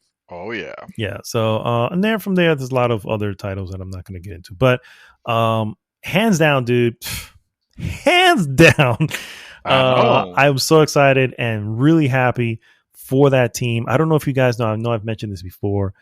This is free. It's on YouTube. No Clip Documentaries had an ongoing series for Hades. It started literally 2 years ago when they were just releasing it as a beta on Steam, and it didn't have the full levels. It just had just enough, and little by little it kind of followed the release when it finally came out to console and everything. And then of course through the pandemic and everything, it was just like, dude, every little bit it's like, oh, this is so cool. So because of that, and again, I tell you, this team hands down, dude, I tell you, they have my money anytime. Whatever they can say that they're making some freaking, I don't know, some weird dating simulation. And I'm like, done. Here's my money. I love how our minds immediately go to what's the weirdest game genre that we can conjure. Like, oh, dating simulation. Dating simulation, yeah. Fuck that. Yeah. And nothing wrong with dating simulations. I'm sure they're good and whatever. But hey, you know, they're. I got a little game called House Party. In case you have any doubt, what's nice or not. Oh my goodness. You know what I am actually excited is to hear the Star Wars. Mad Dog, you still there? Oh my god, I thought I'd lost you there for a second. You must have zoned out after hearing that. Star Wars Knights of the Old Republic remake reportedly coming from Port Studio Aspire. I'm gonna call them Aspire. How about that? Nailed it. Yeah. The remake of the oh god, IGN, for God's sake, a remake of the 2003 BioWare RPG Star Wars: Knights of the Old Republic is reportedly in the works at Port Studio Aspire Media. The news was revealed by Bloomberg reporter Jason Schreier, the Schreiernator. Woo! No, sorry. During an interview with Ben Hansen of MinMax. This is public at this point. I've basically confirmed that Aspire, which is a company that has ported a bunch of KOTOR games since working on the remake. Okay, that's what it says. All right, so basically, it was reported last year. You know? Well, I'll continue reading. Eurogamer subsequently backed up that assertion, saying that it has also heard Aspire involvement.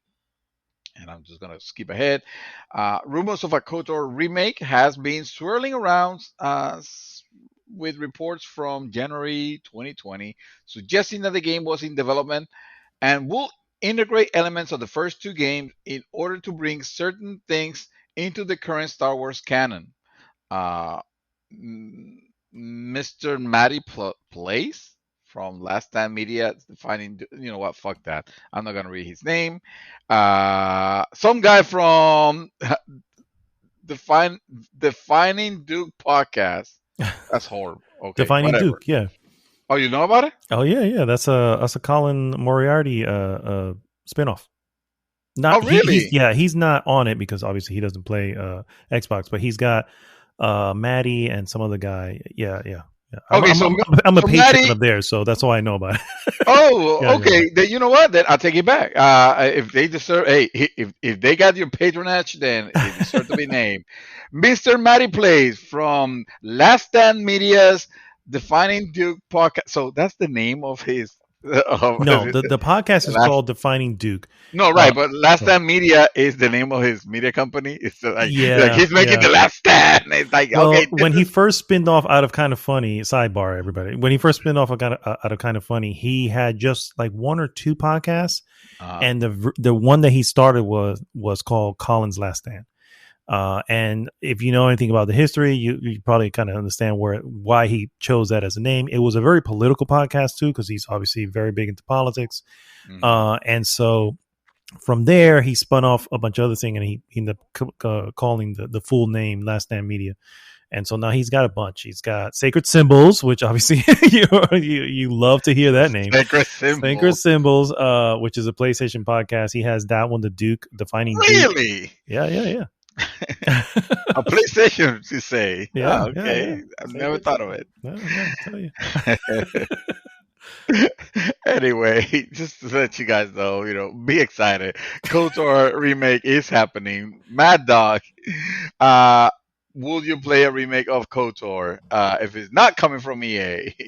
I mean, at this point, I've bought an EA game, so I guess it's safe to say that my boycott is a little over. Oh, I did it because I got the was it No Way Out? No Way Out, right? No Way Out. No Way Out. I did get that, and honestly, I like that dude, man. Fuck the Oscars guy. I like that guy, man.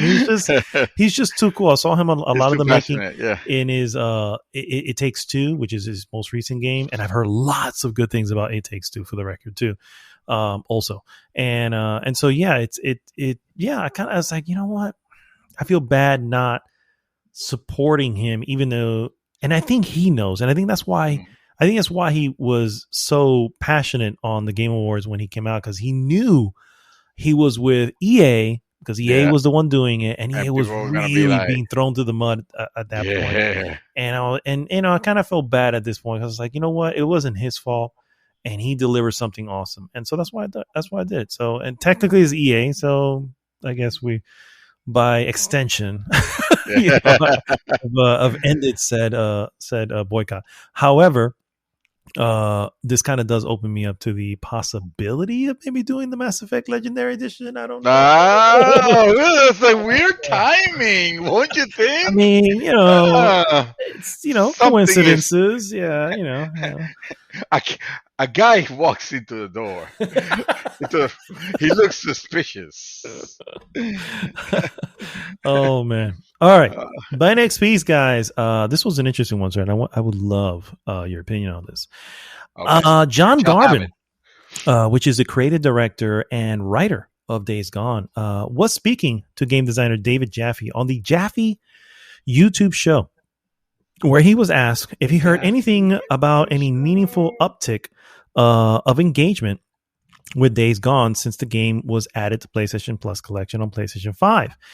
And he immediately said, and I quote, "I do have an opinion on something that your audience may find of interest, and it might piss off some of them. If you love a game, buy it at fucking full price." I can't tell you how many times I've seen gamers say, "Yeah, I got that on sale. I got it through PlayStation Plus, whatever." And of course, Jaffe responded with, "But how do you know you love a game until you've played it?"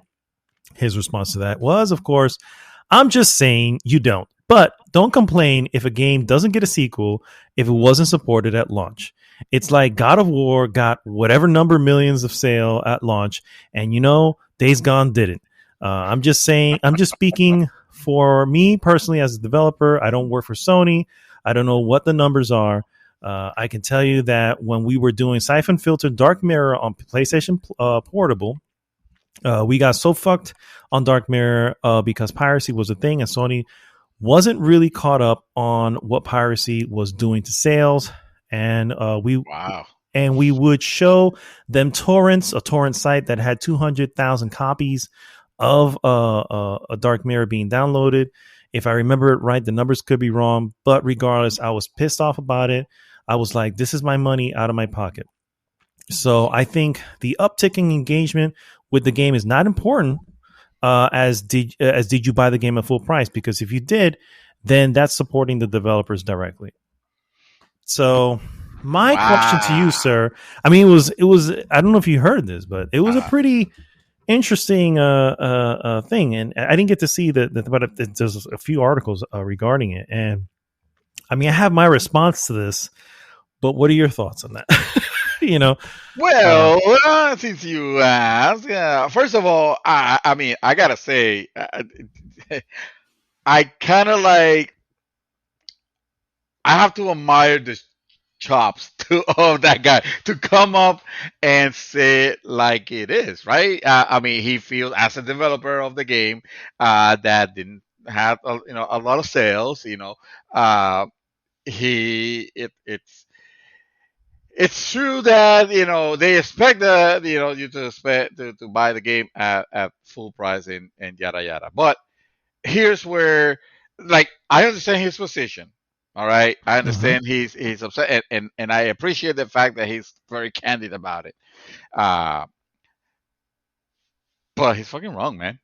No, I'm not. No, I'm not gonna say like that. I'm not gonna say like that. Listen. This is what I really mean. This is what I really mean. I'm just fucking around. No, but the thing is, it's true. How do you know that you're gonna love this game? Or if I decide to pick up the game at a sale price, it's probably because I'm already giving you the message. I don't love it that much. It is, hey, I'm open to surprises. If it ends up being like something amazing, like it has, and it has happened. It has happened where I play something that I just got this free or in a very steep discount, and it ends up being like, oh my god, this game's actually kind of amazing. Like, I should have actually, like, all of y'all should have done with Titanfall 2. No, like, I would feel like, oh shit, it's.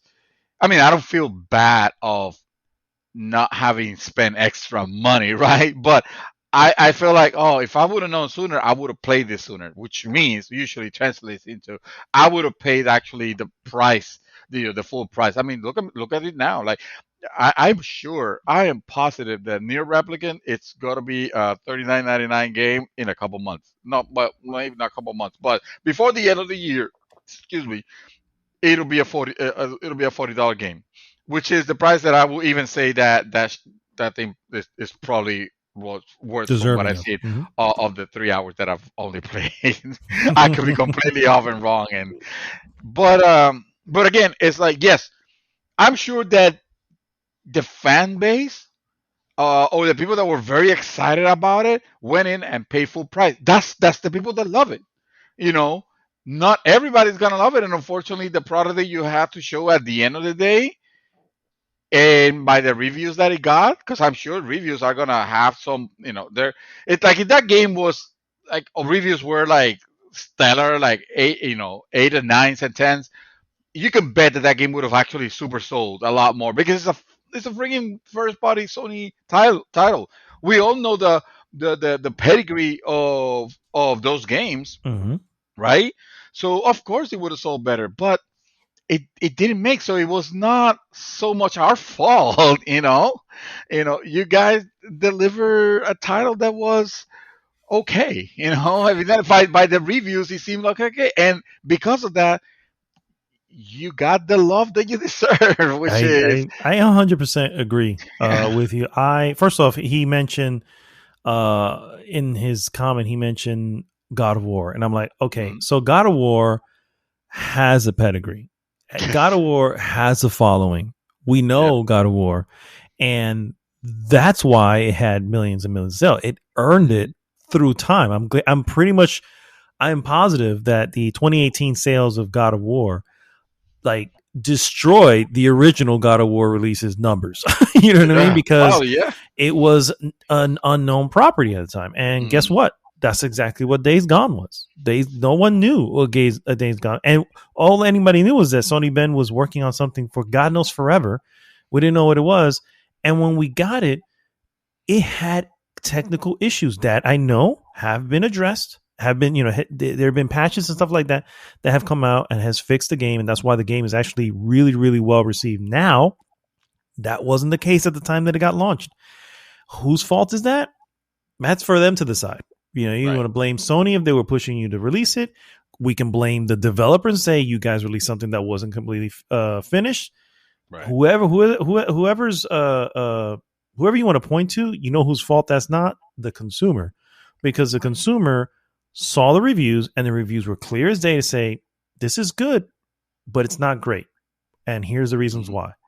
And a lot of that had to do with some technical issues. It was an unknown property. So people were already probably just like, I don't know, we'll wait and see. We're going to wait and see on that one. You know what I mean? And so, and by the way, it's another zombie game.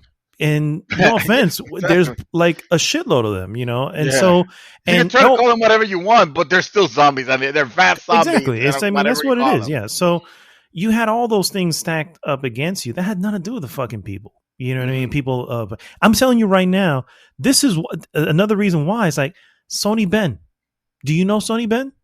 Do you know them well enough? Are they a Naughty Dog? No. Are they a Sucker Punch? No. It's like you have no connection, right? I just said I put money on $70 on fucking Returnal. Why? Because I know Housemarque. So I'm aware of what they deliver. And I said the same thing about that I would do the same thing with Supergiant Games. Why? Because again, I know these guys and I know what they're going to deliver. I don't know Sony Ben, and I don't know what the hell Days Gone was, and that's how most people were, and that's why they. So I feel this pisses me off because this person's getting like some sort of voice, to something that's like, dude, you're just bitter because you released an unfinished game and no one knew who you were. And that's no one's fault. If you'd have delivered it, if you would have done what Sucker Punch did with Ghost of Tsushima, I guarantee you that they would have fucking greenlit a Days Gone 2. Period. You know what I mean? And so I feel like he's just fucking bitter, and I wanted to just I mean let him talk. Let him say what I have to say. But in reality, it's you created the type of game that got the I mean, especially when you're next to those heavy hitter development studios at Sony, you got what you were kind of expected to receive for the title you released. Exactly. I mean, your pedigree is literally Siphon Filter. A game that we haven't gotten since 2007 was the latest with Dark Mirror, with Logan's Shadow, was the last one on PlayStation, on PSP, and then after that, what? You did a couple of Uncharted, titles for the Vita, that weren't your games, that weren't your property, and Days Gone, and you started with Bubsy 3D. Yeah. Oh yeah, and let's not go back to how bad that was. So I'm not trying to be mean or anything like that. I'm just saying, like, Sony fucking closed Sony Studios Japan, with reason. Well, with whatever was the reason, justifiable in some ways. Yeah. You guys, you probably. I mean, did he just say that he doesn't work for Sony? No, not anymore. He doesn't work for Sony anymore. Oh, okay. So he's out. Okay, so that's why he's saying. That's why he's like being so catty about. Yeah. Not bullshit. I take that back. This is why he's talking. He's speaking.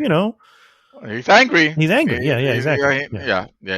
No. And again, I hear him, and now that I understand why is he being so candid about it, because he doesn't fucking work at Sony anymore. now I kind of like, oh, okay, so that's why. So it's a He little bit left less impressive. on his own. Not like he Oh, got I'm let sure. go. Yeah, yeah, No, no, no, no, no. yeah, I wouldn't have thought so. yeah, I'm sure he just. I'm sure that he was just not happy with at the end of it all after all that time and nothing. It's like, yeah. dude, I wish you best of luck.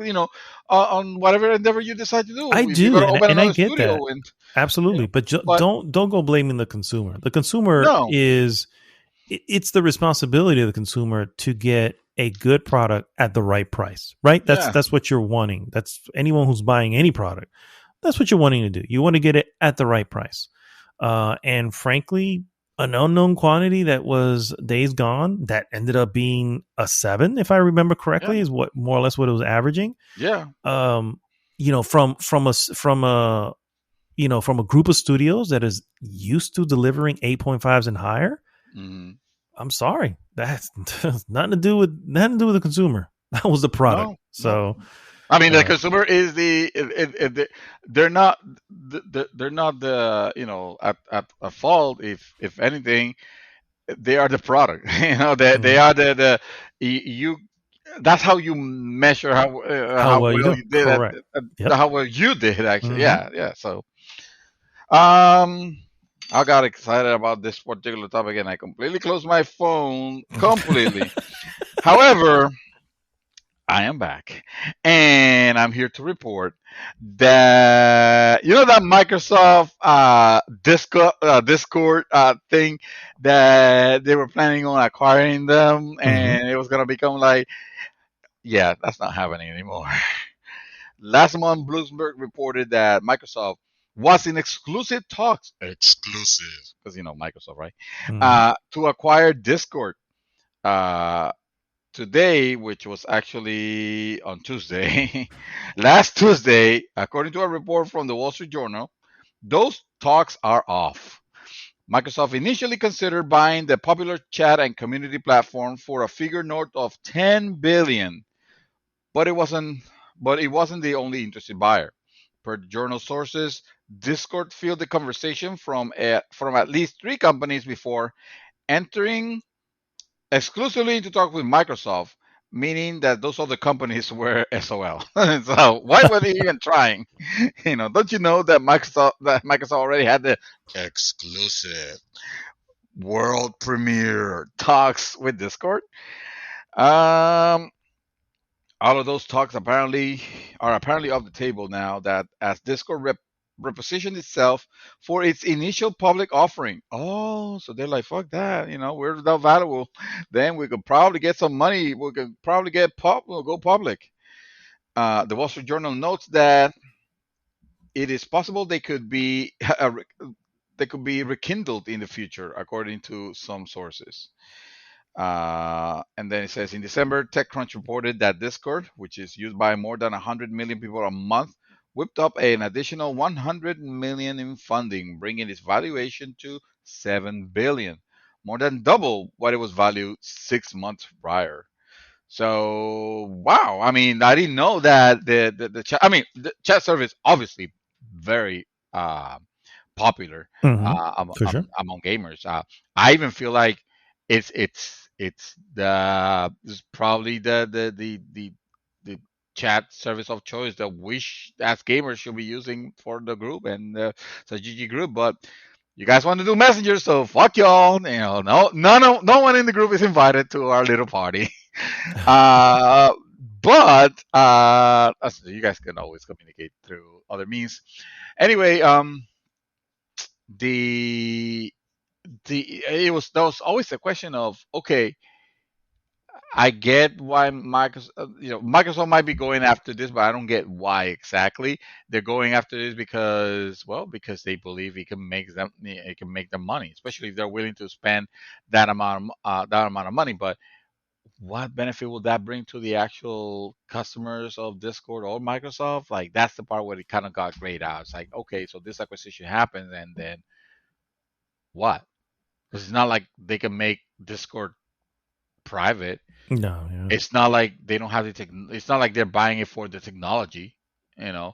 and obviously they're buying their user base, and user base that it can be very marketable. I give you that, but again, it's like all the benefit would have been for Microsoft and Discord, and we as consumers wouldn't have gotten diddly squat. So uh, I'm neither surprised. I mean, I'm neither happy or upset that it happened. I think like I don't think it would have been a necessarily a bad idea for Discord. I just don't think that it would have been a great acquisition for Microsoft either. You know, like they probably should be focusing on other things that rather than spending for a messaging system when I mean they have their own messaging They have system. their own, yeah, exactly. Yeah, exactly. All right. My next piece, guys. Cyberpunk 2077. You remember that game, right? That game came out in 1977. Yes.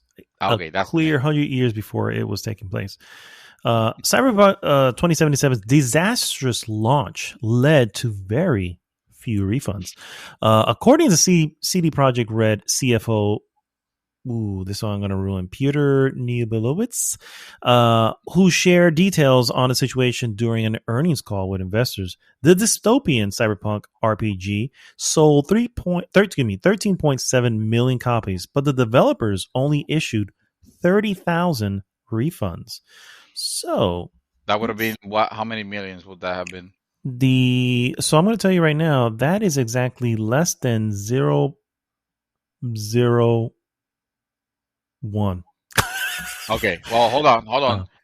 I need to interrupt because I did see today, and I didn't mark it off, damn it. Oh. But I did see a new report that said no, actually, guys, you know they actually stood to lose a lot. They lost like I believe in the upwards of 55 million. It was the actual number. Well, there is no 30,000 is not the money. 30,000. No, I know. Oh, yeah, right. I'm just talking about like because there was a report originally. It was like, oh, they only lost about 2 million, and it was like, oh no, actually the numbers are more in the ceiling of 55. So. Oh, of course, yeah. I got that here as well. Yeah. So basically, out of the copies, 13.7 million copies, they have only had to refund less than 0.01% of those copies. Players were also been able to get refunds through Sony and Microsoft, which were not included in this tally. In December 2020, Sony not only offered full refunds for customers who purchased a digital copy, but they removed the game from the PlayStation Store. Cyberpunk 2077 has yet to return to the PlayStation Store, for the record, despite patches that fixed several hundred bugs. CD Projekt Red also set up a Help Me refund program to help dissatisfied customers, which costs approximately 2.17 million, which is what you're referring to. 95% of these refunds have been processed. Nibelibitz explained on the call that the final 5% of the refunds are currently being processed, but are taking longer due to complications. Please take this in consideration. We're refunding people all over the world, blah, blah, blah, blah, blah, blah, blah. So let's take that for a second here. This is the numbers that I wanted to do. So 13.7 million copies at the estimated retail price of, let's say, $60 even. We're at 822 million is what they have. So you say it says here 2.17, but you say it's more along the lines of 58%, 58 million. So let's do that number. Let's clear that. I was doing the math here. I'm glad you got me some better numbers. Yeah, I'm trying to actually look for the We are at exactly 0.07% loss out of that 822 million. So, so yeah, even with 55 million, they still haven't created a debt. Here we go. This one said the real cost of Cyberpunk 2077 is 51 million, not 2.2 million. Oh, I put 58 here. So even still, 51. Yeah. Even still, yeah, it's still it's a low percentage. Yes, it's a tiny amount. They, according to this, they've in revenue, this is outside of operating costs and everything. They still did 560 million in revenue. So And the let's remind refunds, us that yeah, it's not on PlayStation yet. So yeah, yeah, yeah, or exactly. yeah, yeah. Yeah, man, and not that I expect them to go gangbusters when they finally get on PlayStation, because of course, of people remembers, but The North remembers. they don't remembers exactly. But I'm hoping that, I mean, I don't know, I don't know. At this point, I don't think Cyberpunk is in a position where it'll ever reach what it was expected. They keep saying like, yeah, that's what we're striving for, and that's what we're gonna work on. But and you know what? They have the capital now to deliver on They that do. promise. So if they Yep. do, then hell, that will restore my faith. But as of now, CD Project Red, another example of, hey, company that I'm willing to bet pretty much anything. It's like, Yeah, yeah. And uh, another, the opposite example. Yeah, yes, it yeah. was for sure not so much anymore. I So would say, yeah, they are right now on review watch for yeah, all their exactly. games in the future. We'll have to see. We'll have to watch. We'll have to Overwatch. Oh, Uh, okay, yeah, I'm going to talk about nice segue. Overwatch. I was trying, yeah, thank you. Overwatch director Jeff Kaplan lives or leaves. How do you pronounce that? He goes away. He Leaves. leaves, yes. Blizzard Entertainment after 20, almost 20 years, bro. That's actually, Damn. that's a loss, man. That's a Yeah, it loss. is. Jeff Kaplan, the director of Overwatch, has announced he's leaving Blizzard Entertainment after nearly 20 years with the company. In a personal message, Kaplan announced his departure from Blizzard Entertainment after 19 years. You can read his full letter below. I'm not gonna read it. Actually, you know what? It deserves to be. It's not that long, and it's good to hear. Greetings, Overwatch community. I am leaving Blizzard Entertainment after 19 amazing years. It was truly an honor of a lifetime to have the opportunity to create worlds and heroes such as for such a passionate audience.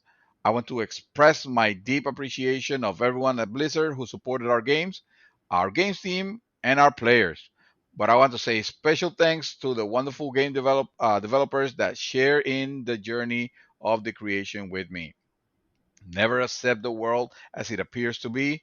Always there to see it for what it could be. I hope you do the same. GG, Jeff Kaplan. GG, Jeff GG. Kaplan. Nice. Well done. Uh, Development of Overwatch 2 will continue with Assistant Director Aaron Keller taking over as the new director on the sequel. Keller previously worked with Kaplan on World of Warcraft. And some words from him.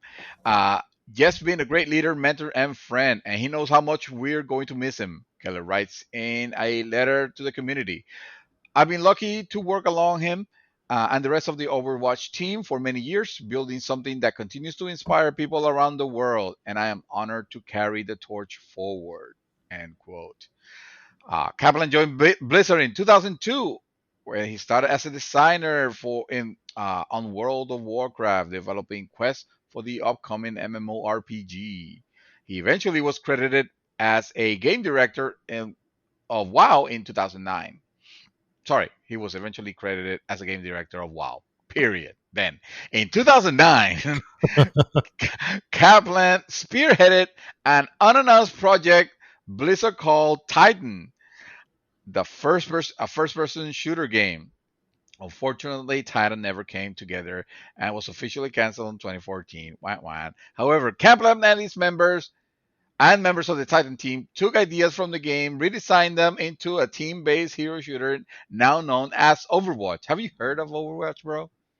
Uh, I heard it's a good game. I I heard heard there's it's a some good sort game of too. league, but that's all I Yeah, know. yeah. I heard it has a horrible community though. I heard the community is toxic as fuck. And that's what has gotten me to be like, okay, yeah, no, I'm not gonna even try to go in.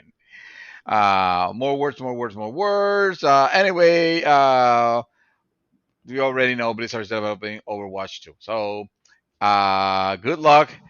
The endeavors of Mr. Kaplan, I Can't wait to hear what he's up to next because his games for GG.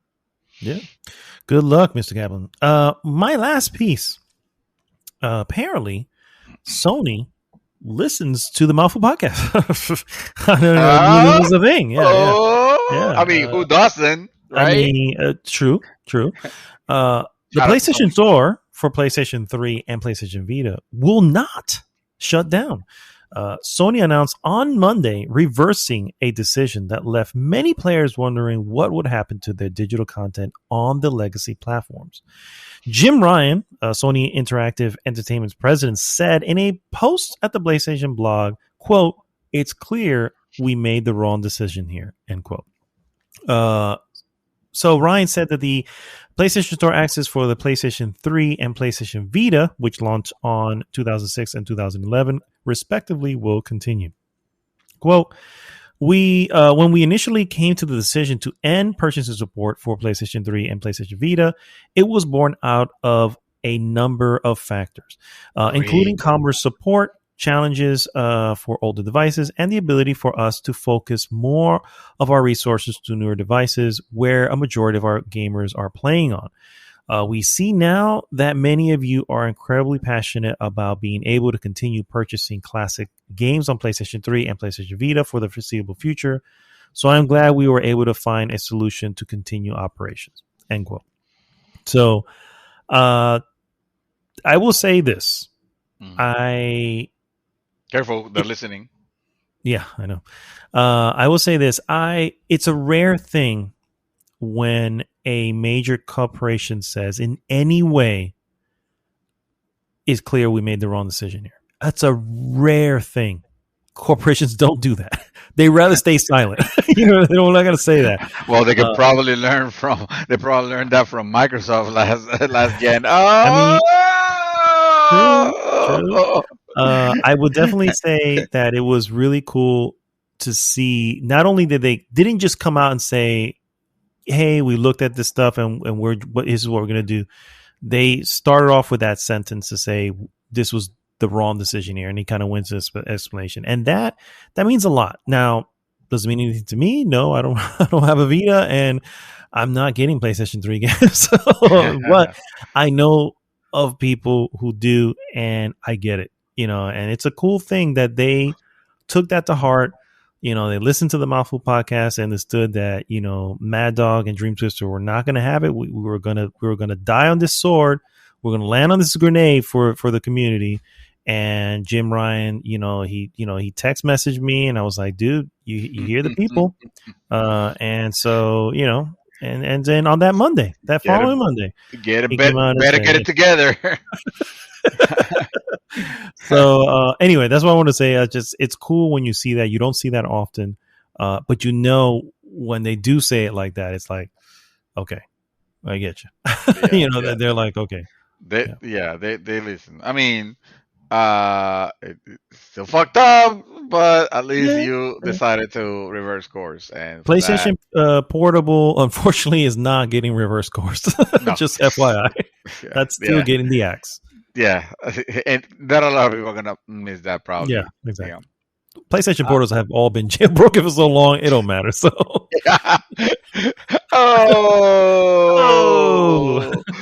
my last piece, guys, is more a commentary than anything. Actually, it's a news piece, but it's kind of ridiculous.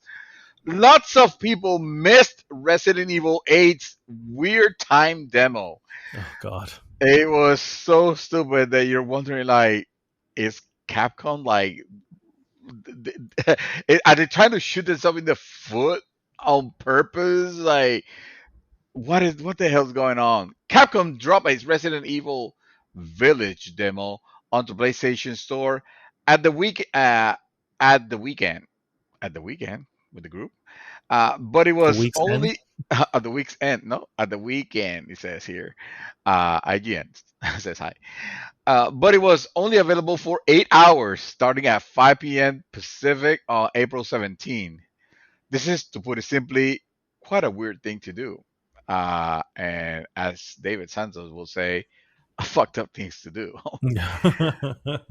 But while it's odd for anyone on time zones in the American continent, it's even more strange or downright frustrating for numerous other regions of the world, such as plenty of people straight up miss the opportunity to play it. Creating a post about the situation on the PS5 subreddit, user PSFartPS, was it PSFRTPS, said, I mean, why only 8 hours?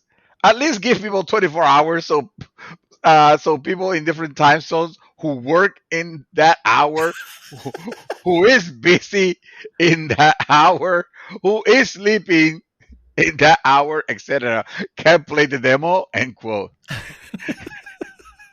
It only makes sense, right? It And just better words have never been spoken afterwards. Another demo is due this week. Check out our Resident Evil. No, okay, fine. Fine. Okay, so let's see. Yeah. So anyway, that demo's over. So again, what is like? Why? What's so the logic? What's the the necessity? What type of like FOMO do they think they're making by inconveniencing their own customers that could be playing the demo to make a decision like, you know what? Outriders, I had a demo. You know what I didn't have to do? Make a fucking schedule to see if I was gonna be at home at a particular time of the day to download it. You know? it It's was really pointless. like stupid. It basically. So I remember seeing this, and I remember mentioning this on one of the news items Yes. after the Resident Evil Village showcase, where I was like, "Good luck figuring out what they were talking about," because there's two demos, and I couldn't tell you which one is which and for what reason. Here is what I will recall: it's 8 hours because it's Resident Evil 8. Oh. That I do recall, and that was in the showcase. So that was a gross oversight of hello. Like some people are going, so I can only pay it from 3 a.m. to 11 a.m. on a workday Monday morning. Yeah. That's the genius about whoever came up with the plan, and I guess no one checked his work, and he was thinking that the world is probably flat and everybody's on the same time zone, and this is the best way to release a demo of our biggest title of the year. Let's inconvenience. Let's start with that message. Yeah. Let's start with negativity from the get-go.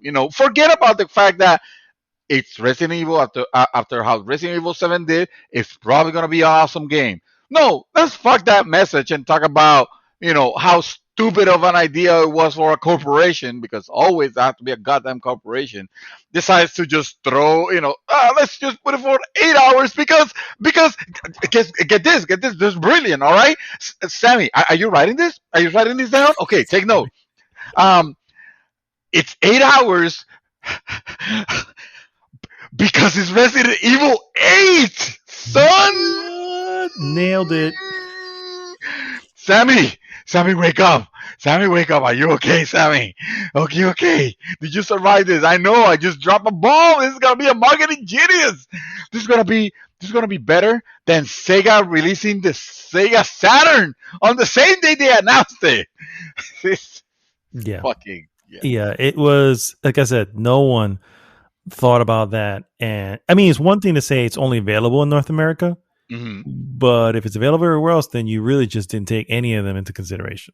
Right? No, exactly. Yeah, it's like fuck them. And I get it. It's fucking Resident Evil. You already know if you're gonna get it, because if you're a fan, you're gonna get it. But there might be people that are wondering, there might, or in any case, you could have served so many people just leaving it for a little bit of time.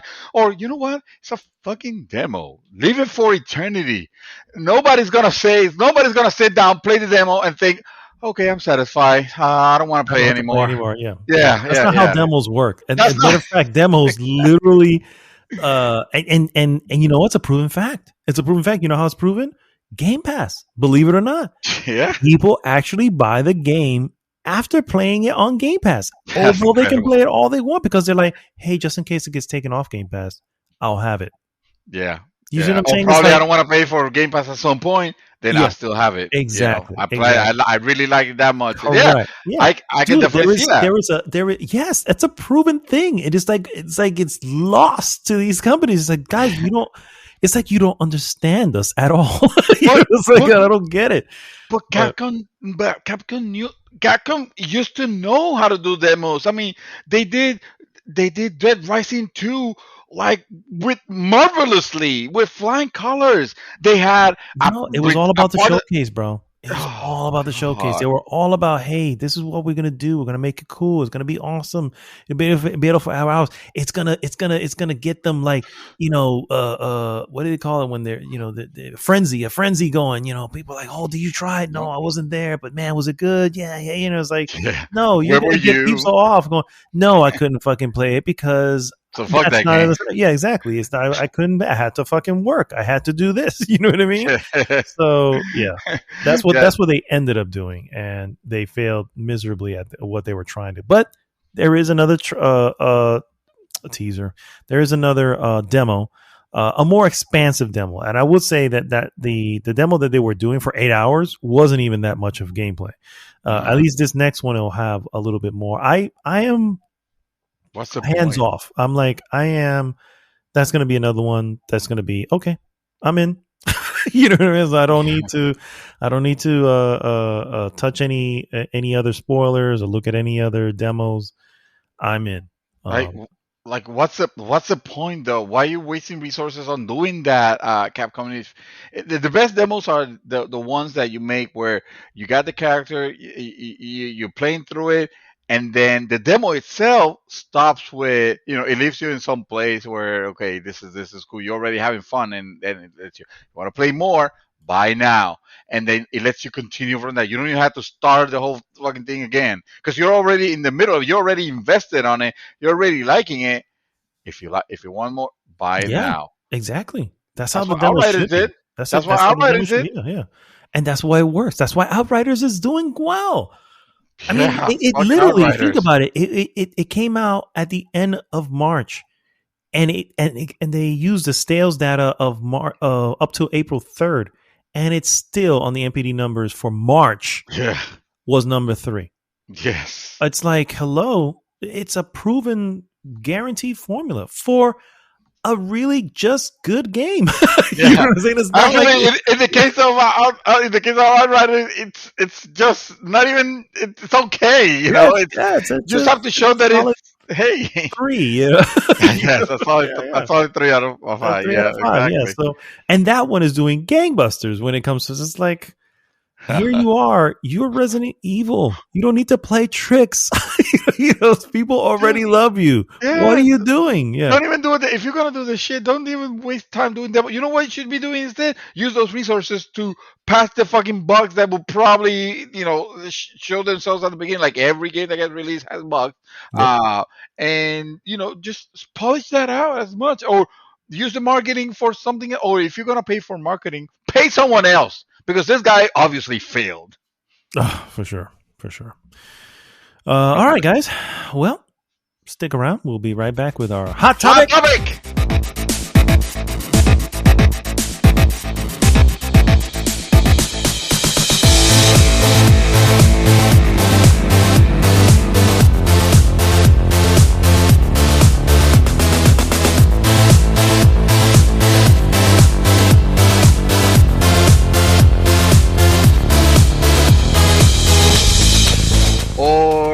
Kind of terrible because they probably didn't stock enough because they said, "Who the hell's gonna buy this?" I bought this game. I bought this game digital from the PlayStation Store, and I saw no marketing for it at all. I had to literally search for it. Oh, fucking Sony and their dumbass non-marketing bullshit. I told you we do the same thing with Disco Elysium. And it was coming out like in 2 days. I'm like, why do I have to search for this? This is coming. This is last year's best game. Yes. And it's coming to your console, and I have to search for it. It should be flagged. Hey, Disco Elysium. You know, it should be all in my It face. stores. It should like a front page, right? Yeah. Meanwhile, I'm like looking at fucking Fortnite things. Like, who cares about Oh that? God, because that's a I mean, moneymaker. That's this is why not they me. care about that. Yeah, That's what that yeah. is. That's what's. Oh man, screw that. That's That's what. another.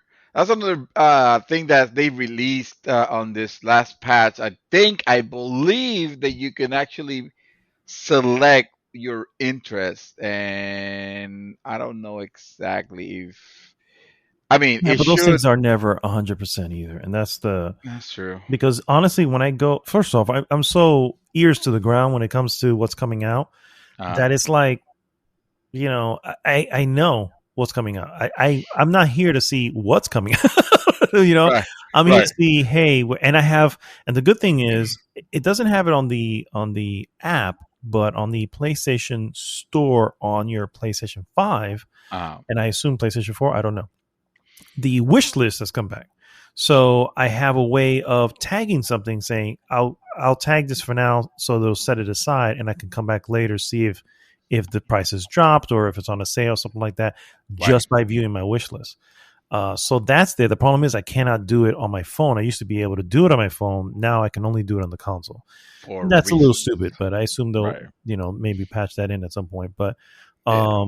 so as for me, yes. But now, as for people who are not like me, who don't have their ear to ground when it comes to what's coming out, yeah, you kind of want to have a way of getting that information and their interest. So maybe that does work, selecting your interest. But I don't know. I haven't seen that for the record. So Yeah, yeah, yeah. It's hidden, and I was kind of glad because I kept seeing like getting advertising for Fortnite and for like games I just don't care about. It's like, come on, man, you just release this powerful console, all you're showing us is trash.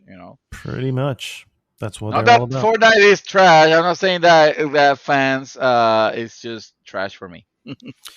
He's not saying that, but I'll go ahead and say it. No, no, no.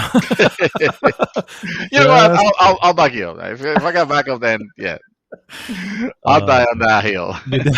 as will I.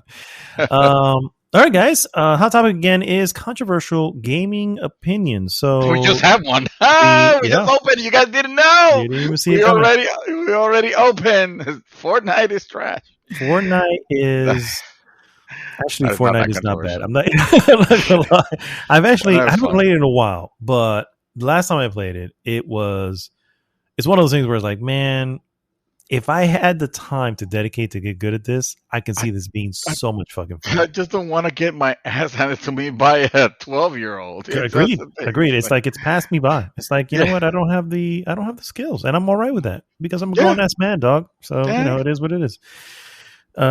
Anyway, outside of that, Outside of that, gaming controversial opinions, sir. I understand you have a plethora of a heaping helping yeah, of bridal rage. yeah. No, it's not rage. This is not to shit on any consoles or games or studios or gameplay elements or anything like that. This was just you And know, yet you will anyway. and yet I will totally destroy you. No, this is meant to have like a fun. We always like this very topical fun list that we like to make of opinions that are not necessarily shared by the community, but we sincerely feel we feel them. We're actually it's opinions. It's in the it's like assholes. Everybody has one, and we happen to be two assholes that are going to talk about that. So, With our mouths, for the record, with our mouths. with our mouth, yes, Just yes. saying. Just throwing that out there. Thank you for the explicit clarification, man. So that's basically the point, and it's all in good and fun. This is not meant to like throw anybody in a rage or anything like that. Also, it's gonna be it's controversial. It's supposed to be controversial.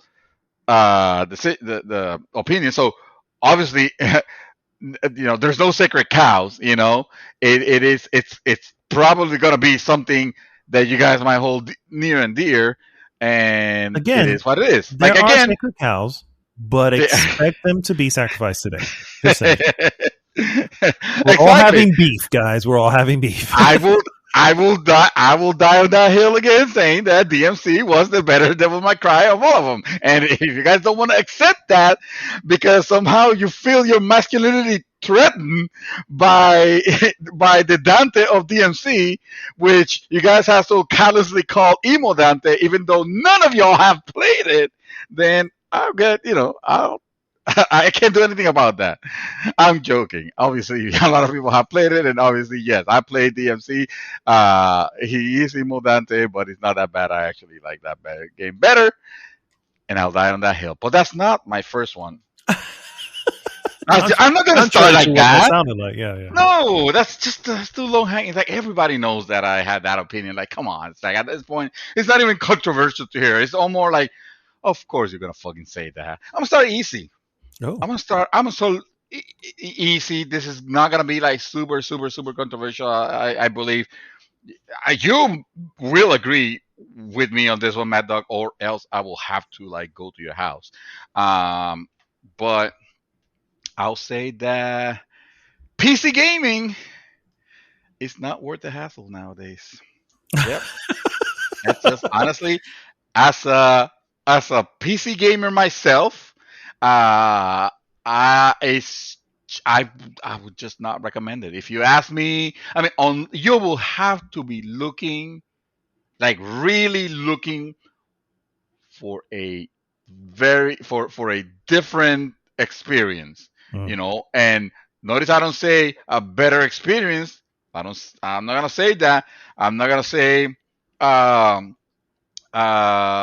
the exclusive on PC. No, not even. I'm just gonna say, hey man, it's like you're already probably on both next gen consoles, and you're like, I need something else, and I'm not sure if there's a lot of you, but I will say nowadays, especially with the state of the market as it is right now, it's a fucking horrible time to be building computers. So nope, just take that out of your mind. Go hug your PlayStation 5 or your Series X, or try to place an order on those, because I heard those are hard to find also. Fair enough. Fun fact: I was watching Alex Nation on Nivel Escondido. Shout out to Nivel Escondido and Alex Nation. I was watching them on Twitch. Him on Twitch, and he was playing Bladed Fury. And even he exclaimed at some point, "PC gaming, you know how it is." He had some issues with. I think he had some control issues or something. Like he's playing Blade of Fury on PC. It was the PC version of it, and for whatever strange reason, his Xbox controller, which was connected, but during cutscenes would disconnect. For whatever God. That doesn't. I mean, check that. Okay, as a PC gamer, that has never happened to me. Only when my battery is dead. So this wasn't a battery one, and again, it was plugged in. So probably have Bluetooth issues, but I hear you. This will not happen on a console. Either way, it was. The control is broken. I looked it up, and for some reason, there was a little bit of an issue on it, and I even shared it with him on the stream.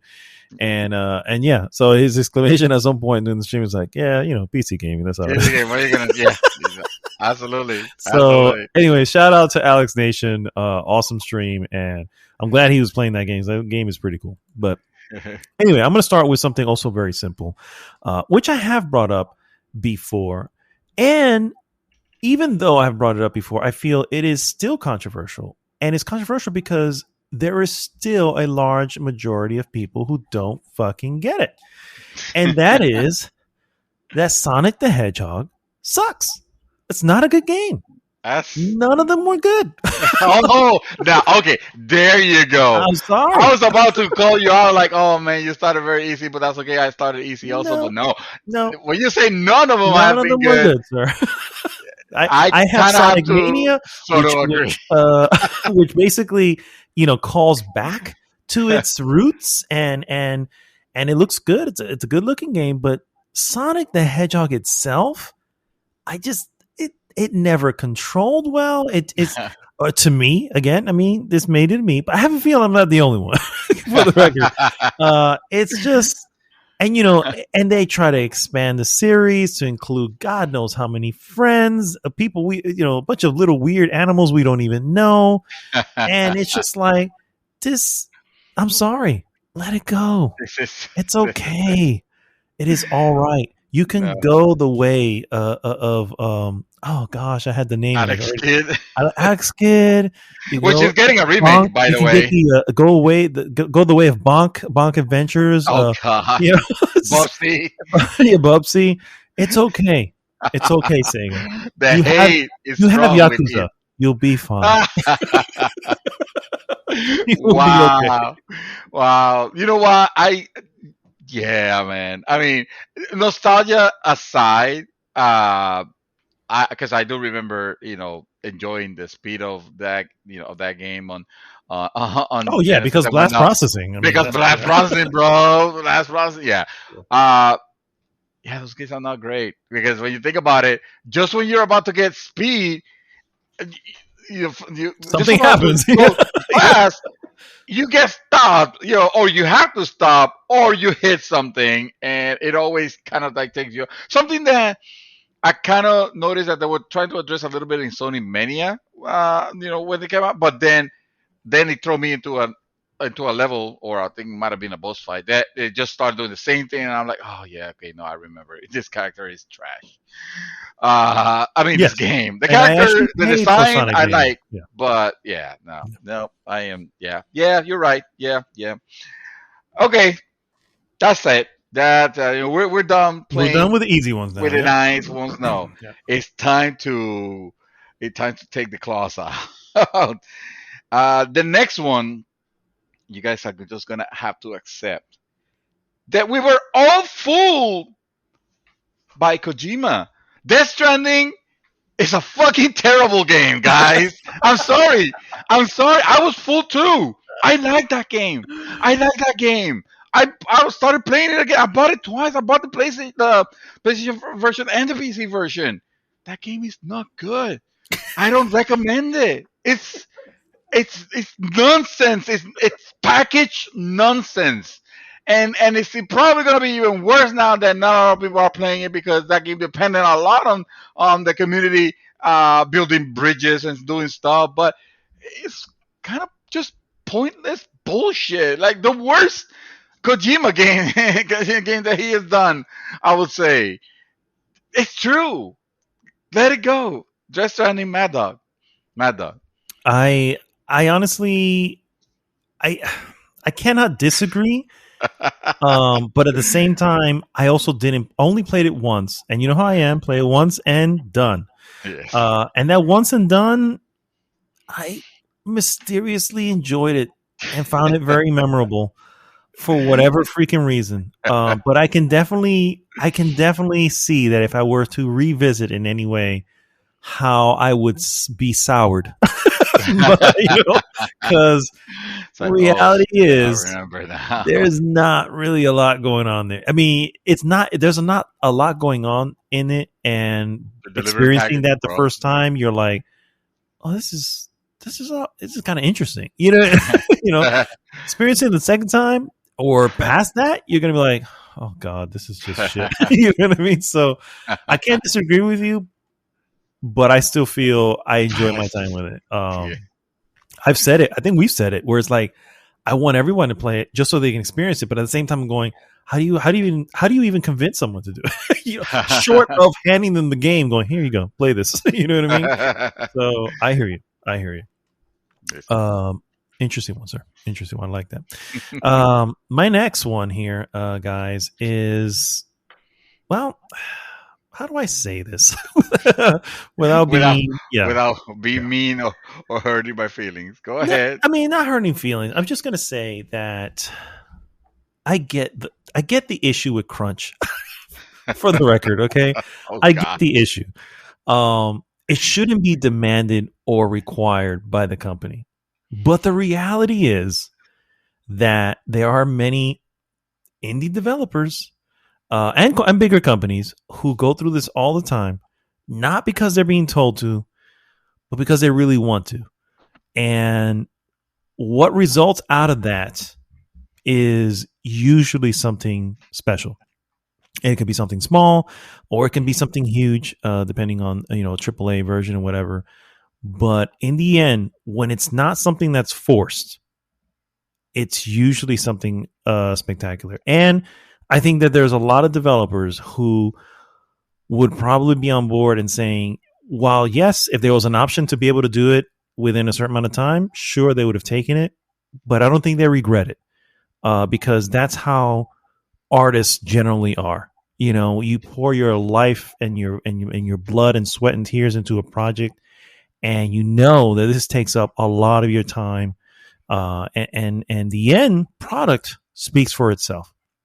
And so my controversial opinion here is that game crunch is not always forced upon people, and when it's not a bad thing if they're doing it. You heard it, guys. We got the fucking socialist here talking about game crunch. It's like, just man the fuck up. You don't have to worry about your family or anything. How about you wanna serve your family better? How about having a job and keeping it, coming into work? All right. Do you like that paycheck? I'm just saying. I'm just saying, exactly. No, for sure. Like I said, to replace you for expectations and all that stuff should be set up front. And you should know all this going in. And the company should also have, whatever company. Like I said, this could be a AAA company, it could be an indie developing company, but they should have something in place to say, okay, at some point we need to stop and take time. You know what I mean? So you should have those things in there. But I am positive that most of the time, and I'm positive in the sense that I have no clue, but I'm still willing to say this because there are many businesses, not business. There's many, I guess you can say, occupations that require more than your regular 40 hours. And you already know that that's the case when you decide to become part of that particular, when that becomes your career choice. And gaming is not, alone in this. And there are other, you can find there are other ones that are like that. So when you look at it that way, you kind of expect that's what you want to, what you're going to end up having. So again, it shouldn't be forced. And if there is, some sort of turmoil within the team and that's doing this, then, as a leader, as the head of the person, you should be able to address it and say, you know what, guess what? Everyone's having the next 3 weeks off. I don't give a shit what you're doing, but make it. And, because you're the leader, you're the one who should be seeing how things are working, particularly if you are independent team, because you don't even have a publisher to have to, to do whatever stuff. And a lot of them, I'm sure, have their methods of coping. And so anyway, I don't want to stick too long on it. That doesn't excuse the ones that are being forced. That doesn't excuse the ones that are their jobs are being dangled in front of them and all that. No. That's not what. That's different. You know what I mean? If you choose, and in those cases, I get it. But game developers are in demand a lot of places, so maybe just leave. You know what I mean? Wow. No. Let me phrase it. I'm just saying, if you're being forced to, and you're not feeling well in doing so, then obviously you're at the wrong company. And that's not the sense that, obviously that company is toxic, is what I'm trying to say. So maybe instead of hanging in for as long as possible, maybe you just say, you know what, maybe I can find something else. And, not within the game industry, because your health is more important than anything else. So anyway, moving on. So in closing, basically, to quote Mad Dog, he's saying, if you have a family, maybe the gaming industry is not really for you. End quote. My next controversial thought piece, sirs, had to do with I don't understand you guys. What the hell is it about everybody raising and praising that Ocarina of Time is like the best Zelda game? You guys are fucking crazy. Like, what's wrong with you? Ocarina of Time is a Zelda game. It's not even the best one. A Link to the Past, now we're talking, is the best Zelda game. And that is a scientific fact. All right. Do you doubt it, Mad Dog? Do you have anything to say? I mean, I honestly, I still own both. I have Ocarina of Time and I have Link to the Past, and I've played Link to the Past many a times. It is an excellent game. I think what's behind a lot of nostalgia for Ocarina of Time is Ocarina of Time was the first time that the Zelda series went into 3D.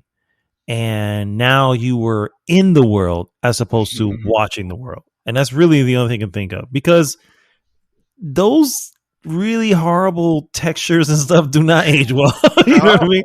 It's horrible looking at them again, even when they get up-res. As a matter of fact, they may be even worse when they get up-res. You know, it's now a clear picture of how horrible this looks. You know what I mean? So I get it. I still love Ocarina of Time.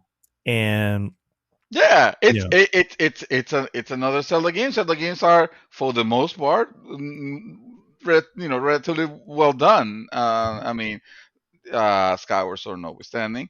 Yeah, for sure. But come on, Link to the Past, bro. Link to the Past is great. It is. Yeah. Let's fix history. Let's make Zelda great again, and put it, the way it's always supposed to be, which is A Link to the Past, the highlight of that series, and then the rest. yeah.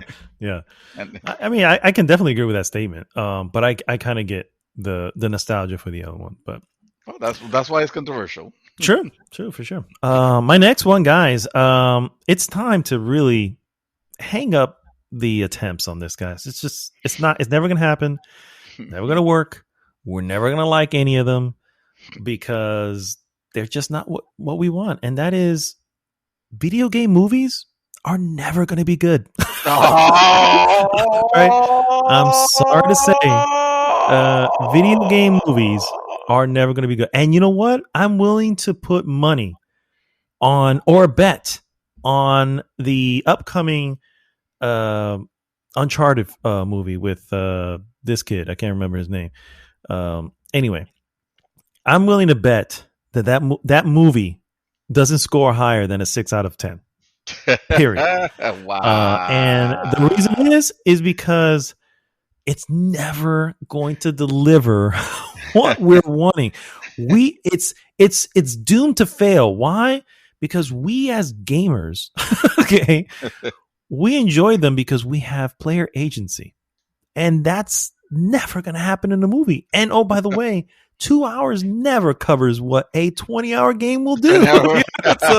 So not only are we going to be not able, in no player agency, we're also going to be shortchanged in what's going to happen.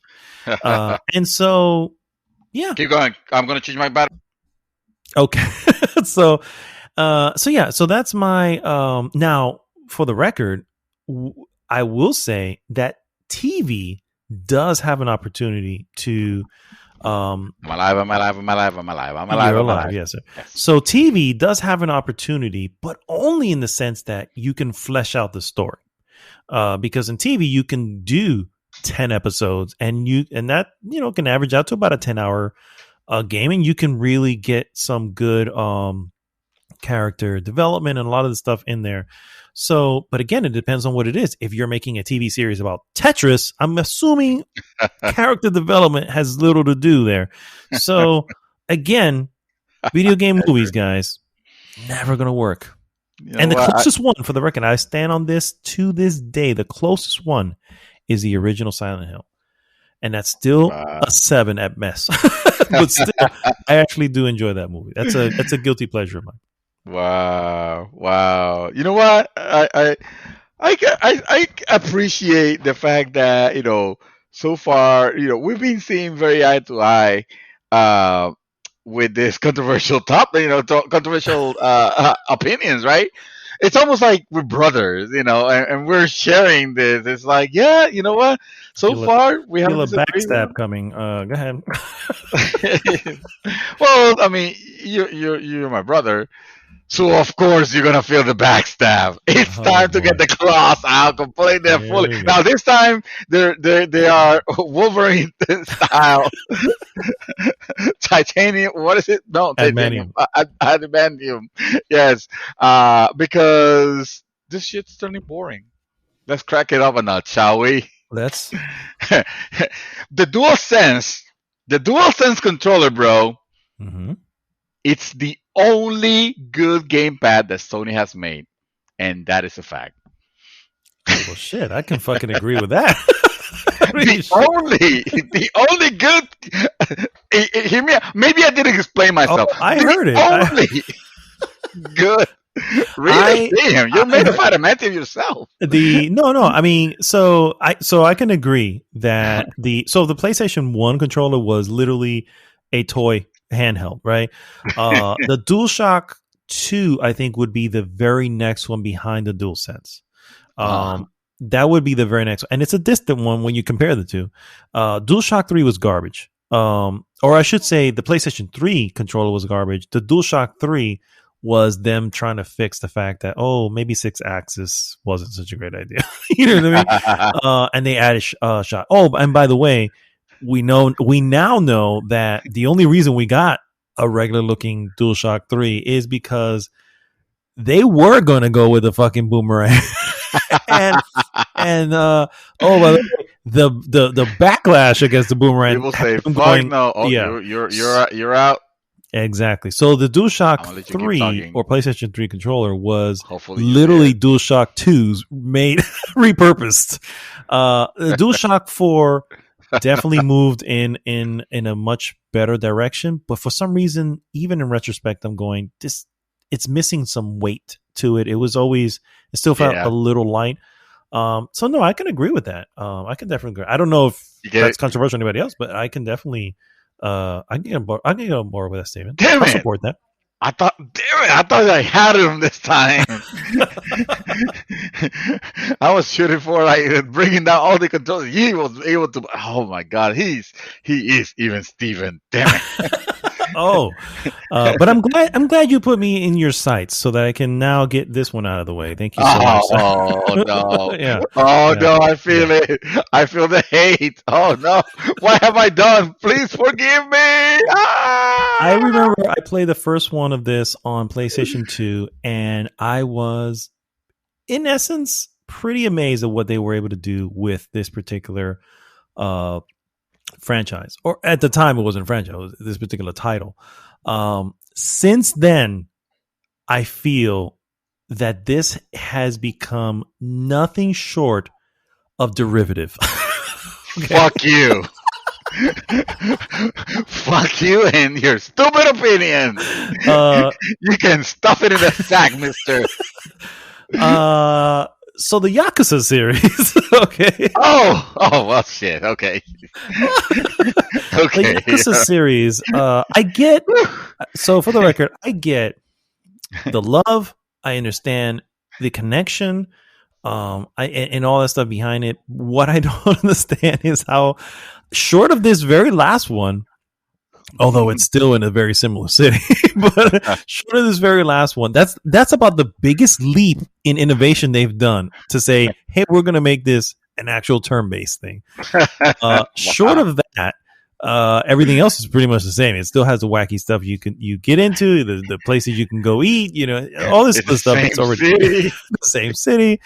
That series has significantly overextended its day. And wow, that's just me. That's all. It's just like I have, and Judgment, which I was playing for a little bit, again, felt at first, like it was moving past, it's like, oh, we're doing something new.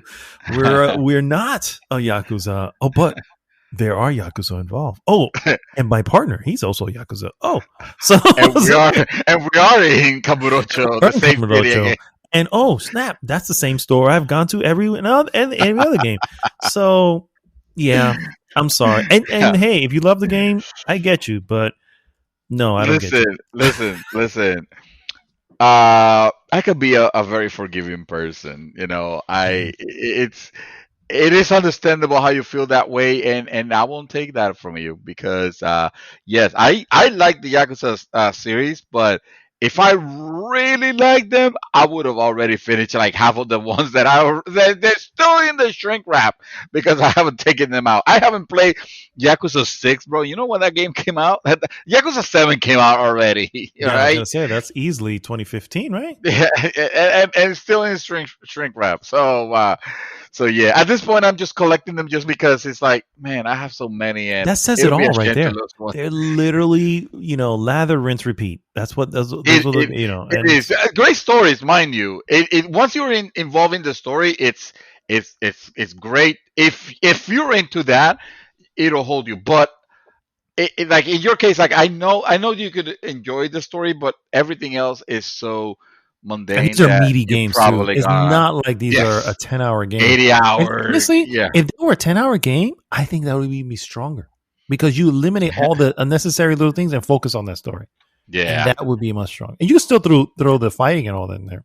Yeah, that would be much stronger on them. Yeah, no, you're right. You're right. I think they should actually kind of like stop, or at the very least, like move to some other place that is not Kamurocho. I mean, yes, you go so to other places sometimes, but then you go back. Exactly. Japan is not a huge place, but it has a lot of it's big places. It's not small. yeah. It's not small, exactly. Yeah, well, okay. So I guess you rebounded that attack there easily. You what do you call it? The thing that I hate to do on video games when you parried. You parried that attack. Right? Yes. Let's see how you manage with this one. Oh boy. Naughty Dog games. They feature incredible stories. And that's controversial. I guess you're right. I guess you're right. Yeah. No, I'm not finished. Oh. Naughty Dog games feature incredible stories that has the most mundane as fuck gameplay. Boring gameplay. Sorry, it is. It Last of Us, the original Last of Us. I haven't played Last of Us 2 because I kind of remember how much I enjoy Last of Us. So that should tell you. Sir, I think you just need to get good, sir. I think that's what the problem. No. I can understand to an extent that the gameplay. Well, first off, the gunplay, especially in the early one, in the first one, definitely not the best. But that's all. And you're right. And is that improved on Last of Us 2? I think it did. But I don't think it did leaps and bounds. I think it's improved. But again, it's one of those things where they're trying to bring realism, and I get it. And I think that's what the disconnect is. And same thing in Last of Us, the first one. It's like you're aiming and it feels like you're swinging all left and right. And in the real world, if you had a gun in hand and you were a little excited, guess what? You kind of be swinging left and right, And I get that. But in the game, you're like, fuck, I just need to aim. You know what I mean? So I can also get how that's frustrating. So, and some aspects of the gunplay is definitely, the gunplay is definitely, I can agree. The rest of the gameplay, the first one, it was a little bit off, especially when you had, Ellie running around in front of everybody, no one's seeing them. I can definitely agree. And I will also, if we throw in Uncharted, since we're talking about Naughty Dog, they do have a at this point that, you can definitely call it a derivative style for sure. for sure. Yeah. Last of Us 2, I don't think breaks that style in any way. It does make the improvements where it needs to. So while I disagree, I don't fully disagree. And that's all I have to say there. We're breaking him a little bit. It's like that shield cracked. He's at 75% and holding. No, and you brought up Uncharted, which is another example. Hey, those stories are interesting, and I don't care that much for archaeology games or movies, or the reason why I haven't watched the Indiana Jones and so like that. Talk about controversial right there for those of you joining I was gonna say you just dropped another one. But no, it's like that's not really my interest. However, in the Uncharted, I kind of forgave it because the stories carry you. They are interesting. The characters are interesting, even though the gunplay and the gameplay, it's kind of like ridiculous. Like for you trying to play this like suave guy and this swashbuckler is what you call it, like this. Well, swashbuckling doesn't include guns, but no, true. Yeah. But it's like this suave guy. You're like the worst like assassin that has ever existed. With the amount of people you mow down and that you kill. But that's besides. It's a video game, of course. That's expected. So that's nitpicking. That's not really the thing. It's more of the gunplay has never felt great. Shooting guns on Uncharted has always felt almost like if it was a tacked on element, rather than this is actually a third person like action shooter or something like that. It's like it's not what it is. And again, just shooting guys. And the thing that every other game does, it doesn't particularly bring anything original. So I say again, great stories. I fucking love. I think my favorite Uncharted game was The Lost Legacy. Why? That story was concise. It was open world, but it was short. Yeah, it was. Exactly. I love the characters. Yeah. You said it exactly. It was concise. I will definitely say Uncharted 4 was bloated. It was at some point. It's the reason why I have been able to play. It was called by Zack Snyder. Basically, exactly. I have been able to play the other three from beginning to the end multiple times. I have not done that with Uncharted 4 because Uncharted 4, even when you rushing through stuff, you're looking at a 20 to 25 hour game. It's like, this is too long. It's way too bloated. And it's like and I get it. It's like, this is the blowout at this point, right? They're like, we're ending, or at least for them, ending the series here. So it has to be bigger, better, better. You know what I mean? So my next one here is not pointed at you, sir. So you can relax. I can breathe. Okay, you can breathe easy. This is 17. This is unfortunately pointed at a bigger audience. This is the one I said I had two that I said when you really look at it, I can combine it into one because they're connected. And so here I'll start with the main controversial statement, and then the second part, which was the other controversial, I will just use as an example. Nintendo bias has protected too many fucking games. Okay, I'm just saying. I am right there behind you, man. And the example that I'm going to give here is Animal Crossing is not a fun fucking game. I'm sorry. Wow. You just offended our administrator, our female administrator. I know. I hesitate to call it a game to begin with. Now, wow. Now, I get that obviously I get that. I know. At this point, it's not even cloth anymore. So I get that. First off, I get that people love it, and I am in no way trying to say it's a bad game. It's just not a fun game for people who are looking to play a game. And that's not really what's happening here. You know what I mean? It is, I get it. It's a resource management game. And to me personally, I already have issues with resource management games. So maybe there's a little bias there towards that. But that's just an example. I think there's many more examples of Nintendo games that are always 90s or higher, 9s or higher, 5s or 4s or 5s, depending on the scale you're using, or higher.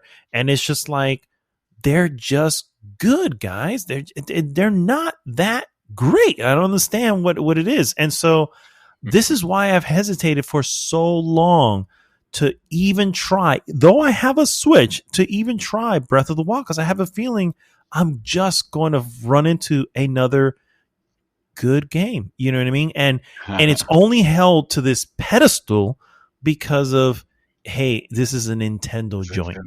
You know what I mean? And it's like, look, I get it. And you know what? Nintendo's I also hesitate to say this, but I feel like Nintendo in many ways has survived because of this bias. You know what I mean? Because of this, if it wasn't for that, I don't even know if they'd be the same Nintendo anymore. But anyway, because granted, they have Pokemon, and you have a lot of people who love Pokemon. And again, I get it. I'm not trying to say these are bad games. They're just clearly not for me. But at the same time, I don't understand how they're for so many people. You know what I mean? It's like, it's such a big thing. And I feel like Nintendo products are protected by this bubble. And Animal Crossing is a perfect example. When it is making or selling more than, and granted, we had a pandemic. So a lot of people can probably chalk that up to saying, well, there was a pandemic. A lot of people weren't doing shit. So why not fix your fucking farm or whatever? You know what I mean? It's like, okay, I get that.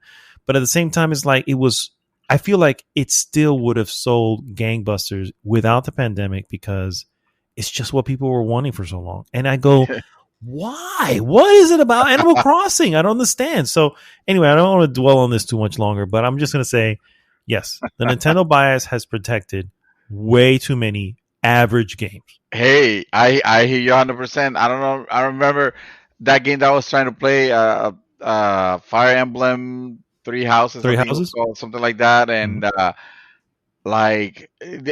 people were praising that game like it was like my son loves it. My son absolutely loves it. Really? And I'm not doubting that it's a good game. Again, I'm not saying that. I just don't know if it's as excellent as if everyone's right. Yeah, exactly. At the end of it all, it's not doing anything particularly different than a bunch of other titles that are available already, and it runs like shit. It's like, come on. I haven't seen how it runs. So I have no idea. Yeah. No, I mean it's I think I told you when I reported back when I was playing that game. It was framing. It was framing, which you kind of surprised. You don't expect that from a Nintendo title. It's like, no. Nintendo generally lives in the 60 frames. They've been doing it for decades at this point. Yeah. Funny that we're keeping it with Nintendo here. I mean, listen. Just like you, I'm gonna take a break from like attacking the volley, sure, okay, of the volley of that I've been throwing at you, and I'm just gonna direct this one more to the general audience, just like you did, because I'm not. I don't subscribe to the idea. Obviously, you guys know I don't subscribe to the idea of like, games. That's for kids or something like that. It's like, I get that. That's not the case. It never was, and it hasn't been. It's like, no. That said, grown ass adults. Oh boy. Still playing Pokemon games. Wow. Freak me out. Stop it. just stop. All right. There are many games out there that is kind of a similar situation, and I get it. I get the RPG elements and all that, but one thing is to be playing the game that you played when you were a kid and enjoying it on your Game Boy or console. Is just available console right now, I don't know. Another thing is to be having fucking collections and buying fucking amiibos and like getting all freaked over shit about a new Pokemon reveal. Like, you're not 11 anymore. It's honestly, I mean, I don't know if this is connected. I think I've mentioned this before. I feel like it may not be the same community, but a similar community, I guess is the way to say it, is like with Disney, where Disney doesn't have, there's no age to Disney. You assume, oh, Disney's for the kids. But in the end, when you look at Disney, who people love Disney, the majority of people I know, because I don't really know kids, you know what I'm saying? The people I know who love Disney and Disney movies and all this stuff, they're adults. Some are older than me. You know what I mean? So it's like, okay, it's not for me, but I guess it's for someone like that. And that's the only thing I think about Pokemon, is that Pokemon is also for a community that is similar. That dude, I know of people who are excited for Pokemon Snap that's coming out. I think it came out this week. Maybe it's next week. I don't know. I think it's next week. And again, not trying to in any way knock that game or the excitement for it. Because I sit outside of I don't understand it, but I'm glad and happy that people are enjoying it. You know what I mean? I don't want to insult anyway, but at the same time, I'm like, man, I just don't get it. It's like, I really understand it, but no, I mean, it does. And I get the fascination with Disney. I can understand because the proper, just like you said, the properties are sort of ageless, right? And when you look at a Disney movie, an adult can very well enjoy it the same way. And perhaps it's the same thing with Pokemon. I tell you, I don't see it. I don't think the particulars of Pokemon I would necessarily compare them to being as ageless at Disney, because as Disney is, because I can see like divide. It's usually like little kids that get crazy with Pokemon, and a few adults that for some reason they're into collecting the amiibos and getting it's not the nostalgia of playing the video games. It's like actual fandom. For it, and it's fine. You know what? If I had a similar kink for collecting Hot Wheels, and it will be one thing. But if you saw me playing with them, you probably be worried a little bit. Just a little concerned. Just a little bit. Yeah, exactly. That's hilarious. All right, so here's what I have here, and this one's a little bit more specific. So I won't give examples. I think just naming it is like we'll kind of get it. But I'm gonna just say that farming or grinding, like especially artificial grinding in games, is not gaming. Okay. And suddenly Chaos Reaper breaks through your wall like the Kool-Aid Man. Yeah. Oh no. I know, instead of oh yeah. That's hilarious. I get it. I get people. Shout out to Chaos Reaper and for real. Dark. Shout out to Chaos Reaper. And Dark, for real, Dark. I see him on the group, so I'm like, he's still there. He's still there. Yes! So I get it. I get it. People that there's an attraction behind it generally because there's loot, and I get that. But to me, it's like that's not why I play a game. That's work. it's like you feel like work.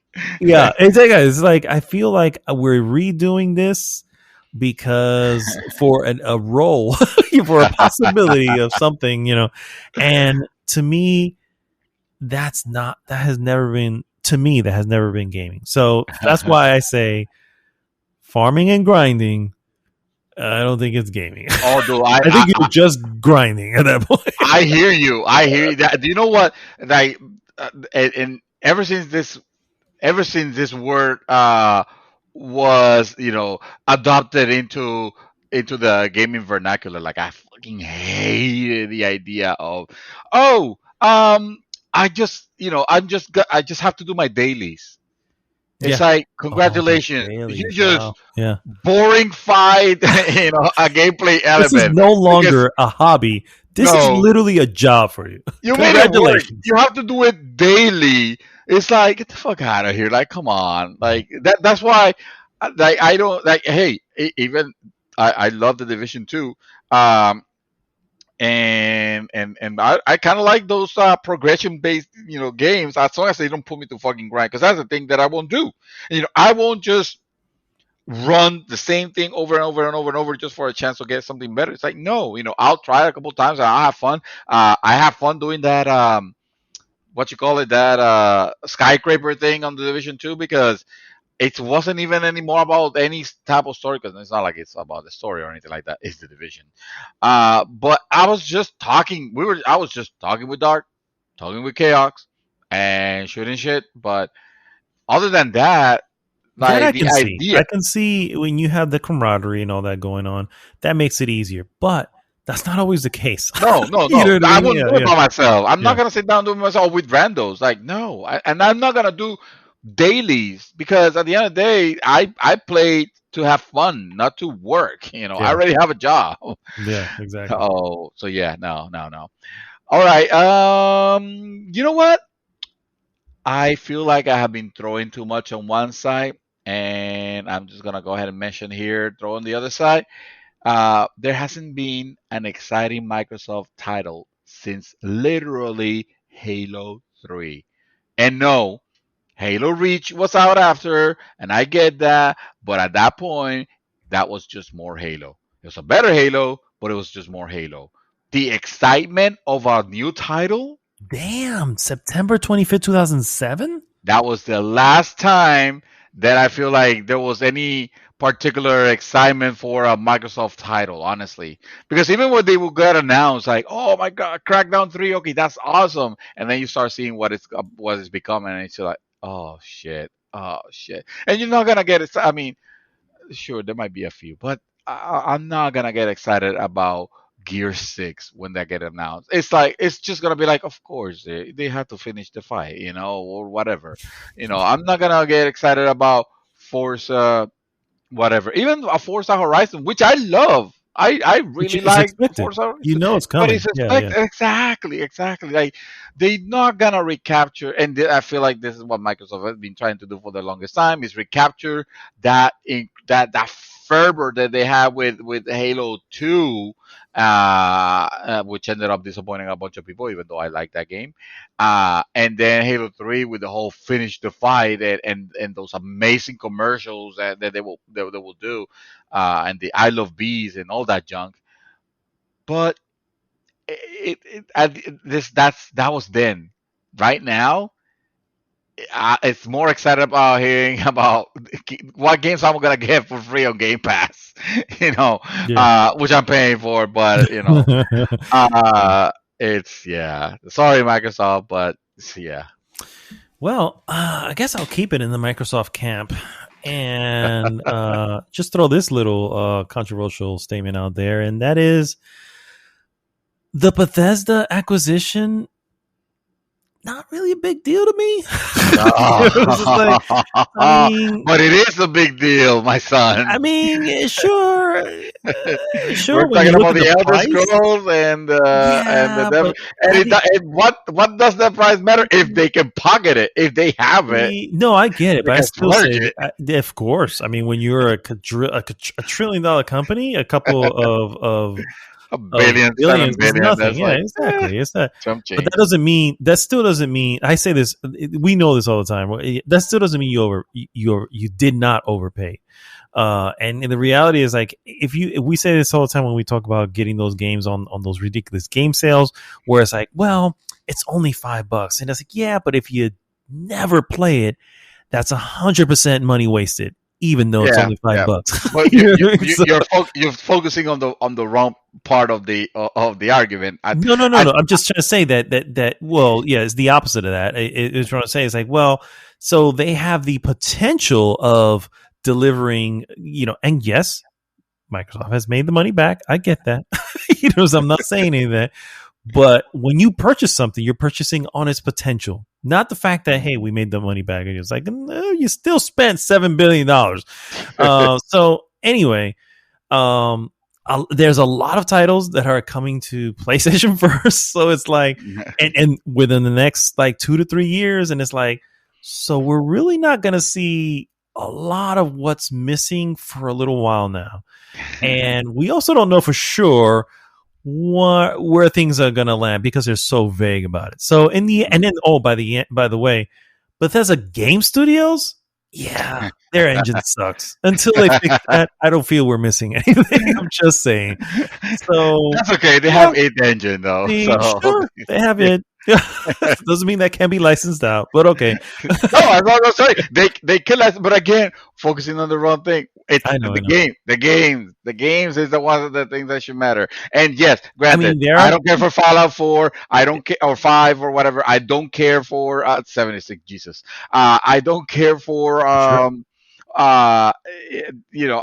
bunch of better, like even the Elder Scrolls. I'll be like, no, I played Skyrim and it wasn't even but a lot of fucking people do. Oh no, for sure. This is why this is my controversial statement, not the rest of the world.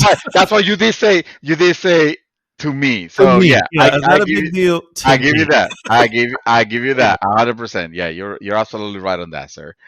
Absolutely right on that, sir. Because at the end of the day, Microsoft doesn't know how to make games. And that's why they have resorted to buying the developers out there. They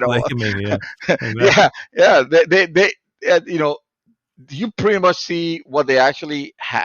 Aside from the third parties that they have picked up and now they're first party. But if you actually look at the stable of titles, it's just the same crap. Yeah, exactly. And that can change, but that can change. It does. But I feel like I'm not missing anything just yet. And it will be a while before we start seeing that change. Yes. So that was actually going to be my next one, but I just decided to put it together there. Nice. Because, Great minds. I like it. Yeah. And I'm also going to remove this one because we already talked about that. So let me see what I have here. I'm sorry, bro. Oh, boy. I'm sorry, man. Here we go. Horizon Zero Dawn was a boring game. It was. I apologize, but it was. I know it's hard to comprehend. It looked beautiful. I'll give you that. But the combat against the humans was fucking terrible. The skill tree was lame, bro. It was boring. I gotta admit, I'm gonna tell you the God's honest truth here. I don't remember the combat with people.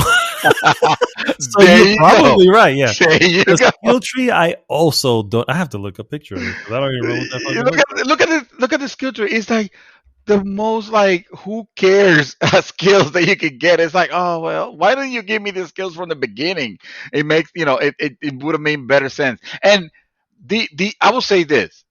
The most interesting. Oh yes. I'm looking at it now. You're looking at it now, exactly. You're realizing that it's like, oh well, it's the same. No. I'm not saying it's bad or good or. You're giving your opinion. Okay. I was trying to visualize. I'm like, I cannot visualize this at all. For the life of me. That in itself speaks volumes. But I'm going to say this. 2017, and just saying. Yeah, sure. I'm gonna say this.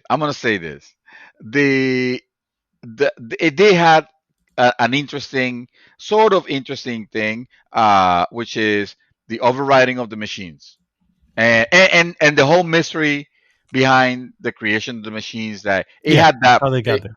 It had that to make up for it. I think Alo is it's an interesting, it's a cool character. I wouldn't necessarily call it interesting because she was boring as hell in a lot of the conversations. But at least you seem like the most well put together character there in that world. But yeah, man, everything I was playing that game at one point, wishing that it ended, kind of like Ghost of Tsushima. Ghost of Tsushima, news coming. I have a feeling that. Well, I'm playing Ghost of Tsushima, doing everything, so I will defend. At least I will defend Ghost of Tsushima. Okay, fair enough. First off, you're crazy. And I think we have there you go. We broke it. We broke spoiler. it. I think we have a spoiler review of this game that may contradict a few of those statements, but I don't recall too well. I will do my homework to find out. It's in retrospect when you think about it. It's like, I remember playing that game. I honestly, I remember enjoying the hell out of the game. I played even the DLC, which came out almost a year later, at least 9 months later. I did play the DLC Frozen too, Wilds, and really enjoying that as well. It just did a few things that were very different. I love, first of all, I love bow and arrow play in a game. Love it. And this game really knew how to do it. I still have some videos on the YouTube channel that has me taking down some of the bigger machines, and it's just like, man, I remember the first time you see them, and you even just get this like fear, like, fuck, I don't want to take this thing on. I hope it doesn't see me. I'm in the fucking weeds. You know what I mean? But that's what I remember a lot. Just like hiding and being in the weeds. And being in the weeds, exactly. Smoking the weeds. And taking the humans was, oh my god, it was boring. I have to look up gameplay because I honestly don't. Oh wait, there were camps. Wait, it's coming back to me now. Yeah, there were camps. Yeah, exactly. Yes. I don't remember how they combated, but I remember their camp. So anyway, my next one here, this should come as no surprise to you, but it may come as a surprise, or it shouldn't come to you or to Chaos. It may have come as a surprise to other folks. I don't know, but I will definitely say that GTA. I knew it. Is just.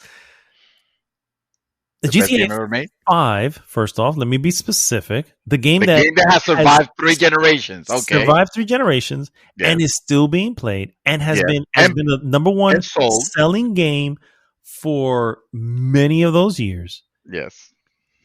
Is just okay. Oh my god. Open world playground. The level is literally wrong. It is literally that statement. What was the thing called from Ready Player One?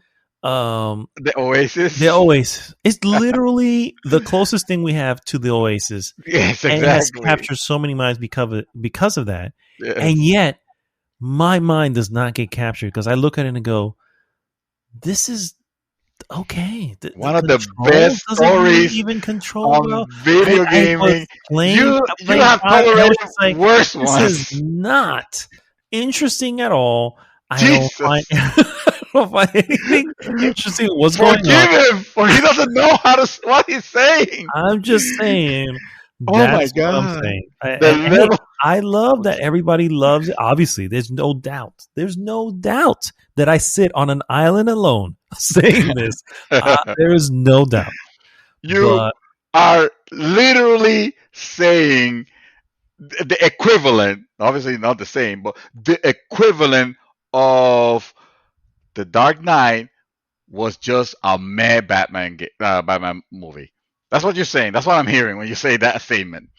That's nowhere near what I'm saying. That's what I'm hearing. That's what I'm hearing. Because the game that has, and granted, you know what? I'll be the first one to admit I didn't. I don't play multiplayer games. What if I did? I'll probably just eat this, but I don't. So there's that. I'm not defending particularly the GTA Online or whatnot. Would you play fucking Red Dead Redemption 2 and 1? And you mean to tell me that GTA more interesting. GTA 5, the story that is compared to some of the best, like fucking, like it could be, it might as well be oh my god, what's that gangster movie? You mentioned and you're completely saying like, oh, Scarface was just a no, movie. As soon as you mentioned, and you were way off on the comparisons. So what I'm trying to say is that not play that single player story, sir. You do not know what you're talking about.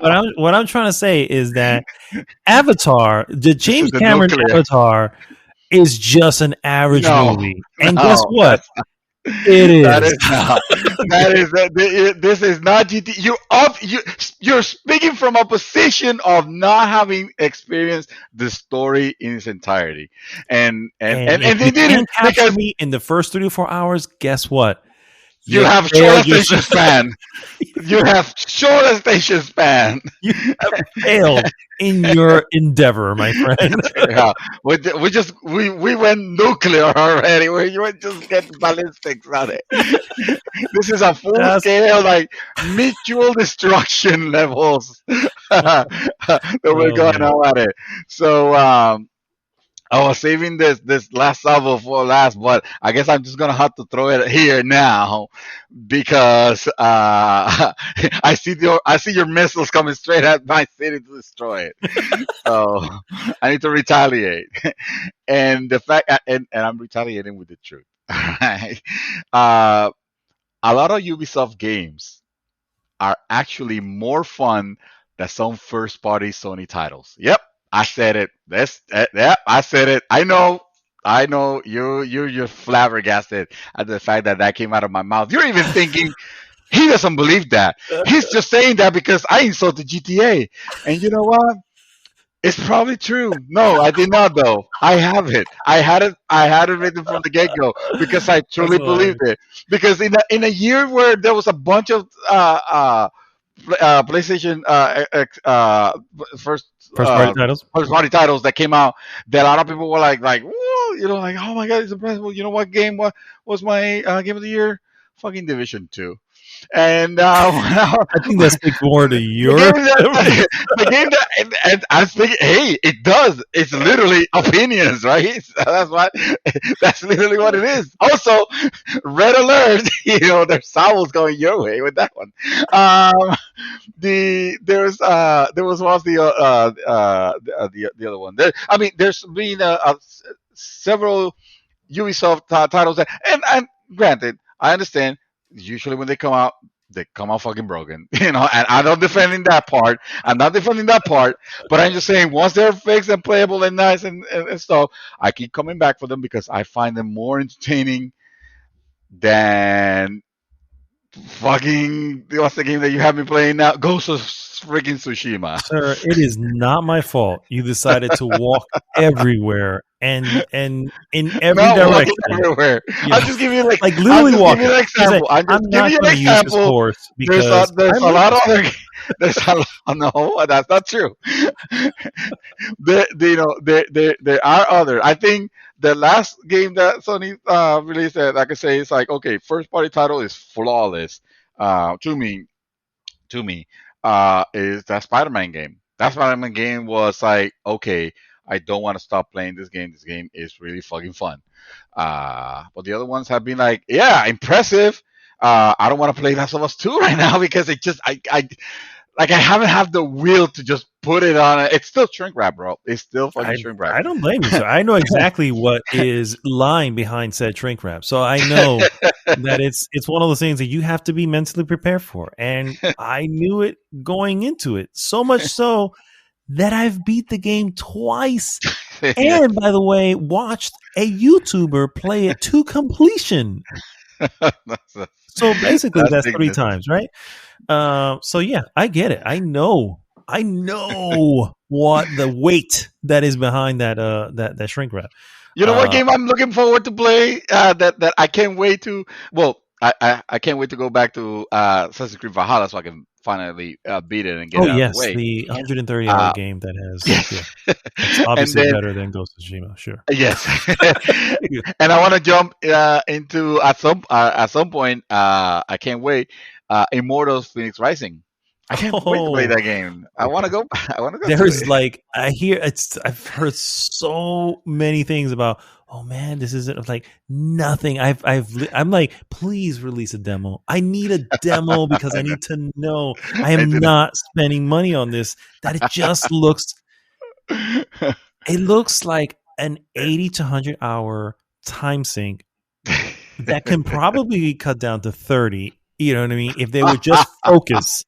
And that's what Ubisoft brings. They have said, we're going to make this 180-hour game. We're not going to have any microtransactions or whatever the case may be because we just want them to be in this world forever. And it's just like, you can do this in 50 hours. It doesn't need to be that long. You know what I mean? And that's what Ubisoft has got. I'm not going into that. We're going into my last one because I can take us into 5 o'clock in the morning. But anyway, this doesn't merit.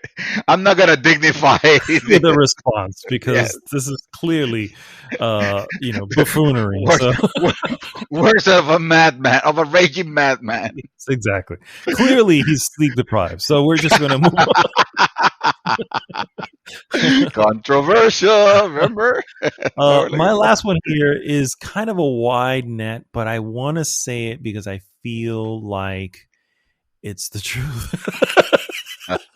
And honestly, this may go contrary to what I was just defending here a moment ago, but I think that the indie market significantly outweighs the AAA market in many ways. In the sense that I would rather go looking for the 3 to 4 hour title that has this meaningful 3 to 4 hours than getting the next Horizon Zero Dawn that's going to take me 70 hours. You know, it's just like at this point by the way, they take chances. They don't mind going because they're the ones producing. You know, it's like we don't have a producer or a publisher saying, "Yeah, you really should make this more a first-person shooter because hey, that sells more." It's like, no, that's not what we're gonna do because that's not the story we're trying to tell. It's famously known that BioShock, one of my favorite games of all time, Kevin Levine did not want to do a first-person shooter. But 2K was like, well, we need to sell this to the masses. So we need to include something that's going to be a little bit more. And I would love to have known what Ken Levine's BioShock without that shooting element would have looked like. You know what I mean? And we'll never know. I mean, we may know because he is working on a team. He has his own indie development team. So I can't wait to see what he's bringing to the table. Yeah. But the reality is there's no restraints. There's no, and then on top of that, with no restraints, the more you dig in, and develop and really make what it is and really collaborate with a team to really get what you want out of a game. Yeah. Dude, that leads to Hades being the best fucking game out of the DICE Awards for God knows. And this is, again, an indie development team who, a small one at that. Yeah, they're only I think they're like 15 people. You know, that's it. That's all they have. You know what I mean? And they have what their own peers consider to be the best game of 2020. So, yeah, I'm telling you, I am way more excited at what's coming out of the indie market than I am that's coming out of Sony, out of Nintendo, or out of Microsoft, or out of any of the major publishers. Because, like it or not, you're talking about Ubisoft, but guess what? Ubisoft still makes a lot of the same kind of games. It's just the same thing. Oh, but we're going to do it in Asia now. Oh, no, you know what? This next one, we're going to go to New Zealand. And it'll be over there. You know what I mean? It's just like, yeah, but it's still the same fucking game. So we're either in snow or in grass. Good. I mean, it's just like, what are we doing here? So that's not. I'm just obviously I'm painting with a broad stroke here, but a broad brush. But I'm just you're not far from the truth. But what I'm trying to say is that I have had some of the best experiences from these titles that I don't have to spend much time in, and the beauty of it is because I don't have to spend much time in, I can revisit. And to me, I feel like indie games will become, in its own weird way, obviously it's impossible for them to come together because then that would in essence not make them indie. You know what I mean? But it would in the market itself is going to be much more of a powerhouse as time goes on. Think of the Game Awards and all that stuff. It used to be called the category best downloadable game. That's not what it was originally called because, well, what do we call them? We don't know. They're just a game that's downloadable because they're not on physical media. You know what I mean? Yeah. So it has grown to that point now. And I think that with this most recent thing with Hades, I feel like it's shine a light on, hey, these guys are making like some serious strides, and they're not, having to change their creative direction because they're not being Right. forced to. And I think that's going to be way more powerful. And so, yeah, my last one is indie games rule. Period. You know what?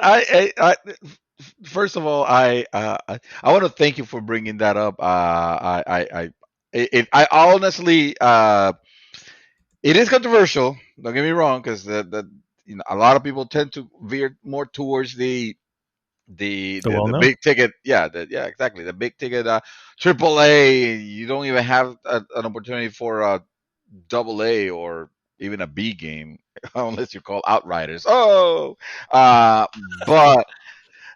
the fact is that at this point it's almost more exciting to hear about, you know, the multiple short experience games that will come out than the one AAA that it might look good, but it might like super under deliver. Anthem says hi. Mm-hmm. Uh, I like that we went through like this was kind of like a movie, you know. It started all well, you know, and we were in honeymoon phase, and then at some point we kind of diverged a little bit, and then at one point it kind of like turned into like Act Three was a war, full war. War of the Roses, yeah. The war, yes, yes. But we can come in and join together, you know, and agree, you know, on a thing, you know. And I'm gonna keep it on the indie subject, Mm. um, with an indie title that I know that you've played it and you love, Oh boy. and I'm going to have this be my last one. Disco Elysium is the quintessential definition of a frou-frou game. Thank you very much. Good night. I'll see you guys next week. Oh my god! You know the funny thing is, as I was playing Disco Elysium, I'm halfway through it, and I'm just like, how did David ever get into this game? I just don't. This doesn't feel like a David game, but he owns it, and he spoke highly about it. So, but at no point did I think to myself, he's gonna dig this game. You know, it's like if I was the first one to play it, I would never even recommend it to you. It's just like, I don't think this is for you, bro. And yet you still own it. You're actually the one who actually spoke first about it. And so I am not surprised, sir. I'm actually more surprised that I'm finding this out now, because I was just like, man, I would have bet money he didn't ever like this. As I was playing, I was listening to the dialogue. A fantastic voice dialogue, phenomenal. But and I realized like the language that he uses in the thing, and sometimes even the words that they make and stuff like that. It's like, you know what? If this was a movie, it would have been. I'm sure it would have. If would have released in, like I would have seen it in Cannes Festival first than anything else. It's a Cannes Festival game, basically, is what it is. Yes, yeah, absolutely, absolutely. And it doesn't mean I don't love it. You know, I'm actually having a lot of fun with it, and I intend to go back. It is frou-frou as heck, though. It is legitimately frou-frou. That is hilarious, bro. That is an awesome way to bring it all in. Yeah, I honestly, dude, I would have bet, like I said, if I would have been the first one, I would have bet money. He's like, nah, he's not gonna like this guy. I can't recommend this to him. But I'm glad we've cleared the air. A lot more people should be playing this game. This game is one hell of a ride. For sure. Well, thanks so much, everyone. No, it's not. Thanks so much, everyone, for tuning in. and listening to us air our grievances. And if you're still listening and have not decided to leave, GG, thank you so much for tuning in. As always, please let us know what are your controversial. Aside from the fact that I am super wrong and I shouldn't be allowed to be a co-host, tell us what are your controversial game opinions. Like, what do you think is it's on everybody's mind? It's like, oh, this is the greatest thing, and you're like, no, this is actually not great, or it's trash, or it's not as good as they think, or maybe the opposite. People, people say, oh, Mass Effect Andromeda is garbage, and you're like, no, actually, turns out I like it better than Mass Effect 2. I mean, you're crazy, yeah, but we're gonna have to put you on a no-fly zone, no-fly list. Yes, but exactly. Yeah, we're gonna have to make sure. Yeah, we'll still be your friend for sure. Let us know in the comments. We'll bring it up next week for you. But yeah, as always, again, please like, subscribe, share the podcast with everyone. Again, go to goodgame.rocks, join the conversation there if you haven't left because you're pissed off at us. But yeah, this is Mad Dog signing off this week, saying the second shot is coming, guys, and I'm not going to throw away my shot. Ah, nice. There you go. Mr. Santos, take us home. This is the after credits where I had two more to bring, and it's gonna be rapid fire, and then we'll leave. And that is that Persona 5 was the biggest selling Persona game. Too bad it's also the worst Persona game. Wow. Because it's true. You guys want to play a good Persona game? Play 4 or 3. Yeah, you can skip 5. And lastly, it's not an opinion. It's not an opinion. It's a known fact that Titanfall 2 is literally the best first-person shooter ever made since Half-Life 2. And yeah, that's nice. Bold statements here at the end. You played Titanfall 2? I did. I don't know if I would call it the best since I haven't played the other one you mentioned, but Half-Life 2. Yeah. Well, we play shooters. I would say though that it is what happened to Titanfall 2. It's a victim of the company. It got released in a window where everyone in the world had their eyes on another first-person shooter, and there's just no way they didn't know this. It was a travesty. It was a travesty. It was. I still say, conspiracy theorists in me, I still say they did that on purpose to undersell the game so that they can go ahead and buy the company. Respawn. Yeah. So that's just me. I don't know if it's true, but I wouldn't doubt it for a second, bro. Exactly. Wouldn't doubt it from EA. Wouldn't doubt it. Exactly. All right, guys. So I guess we'll see you next week. GG!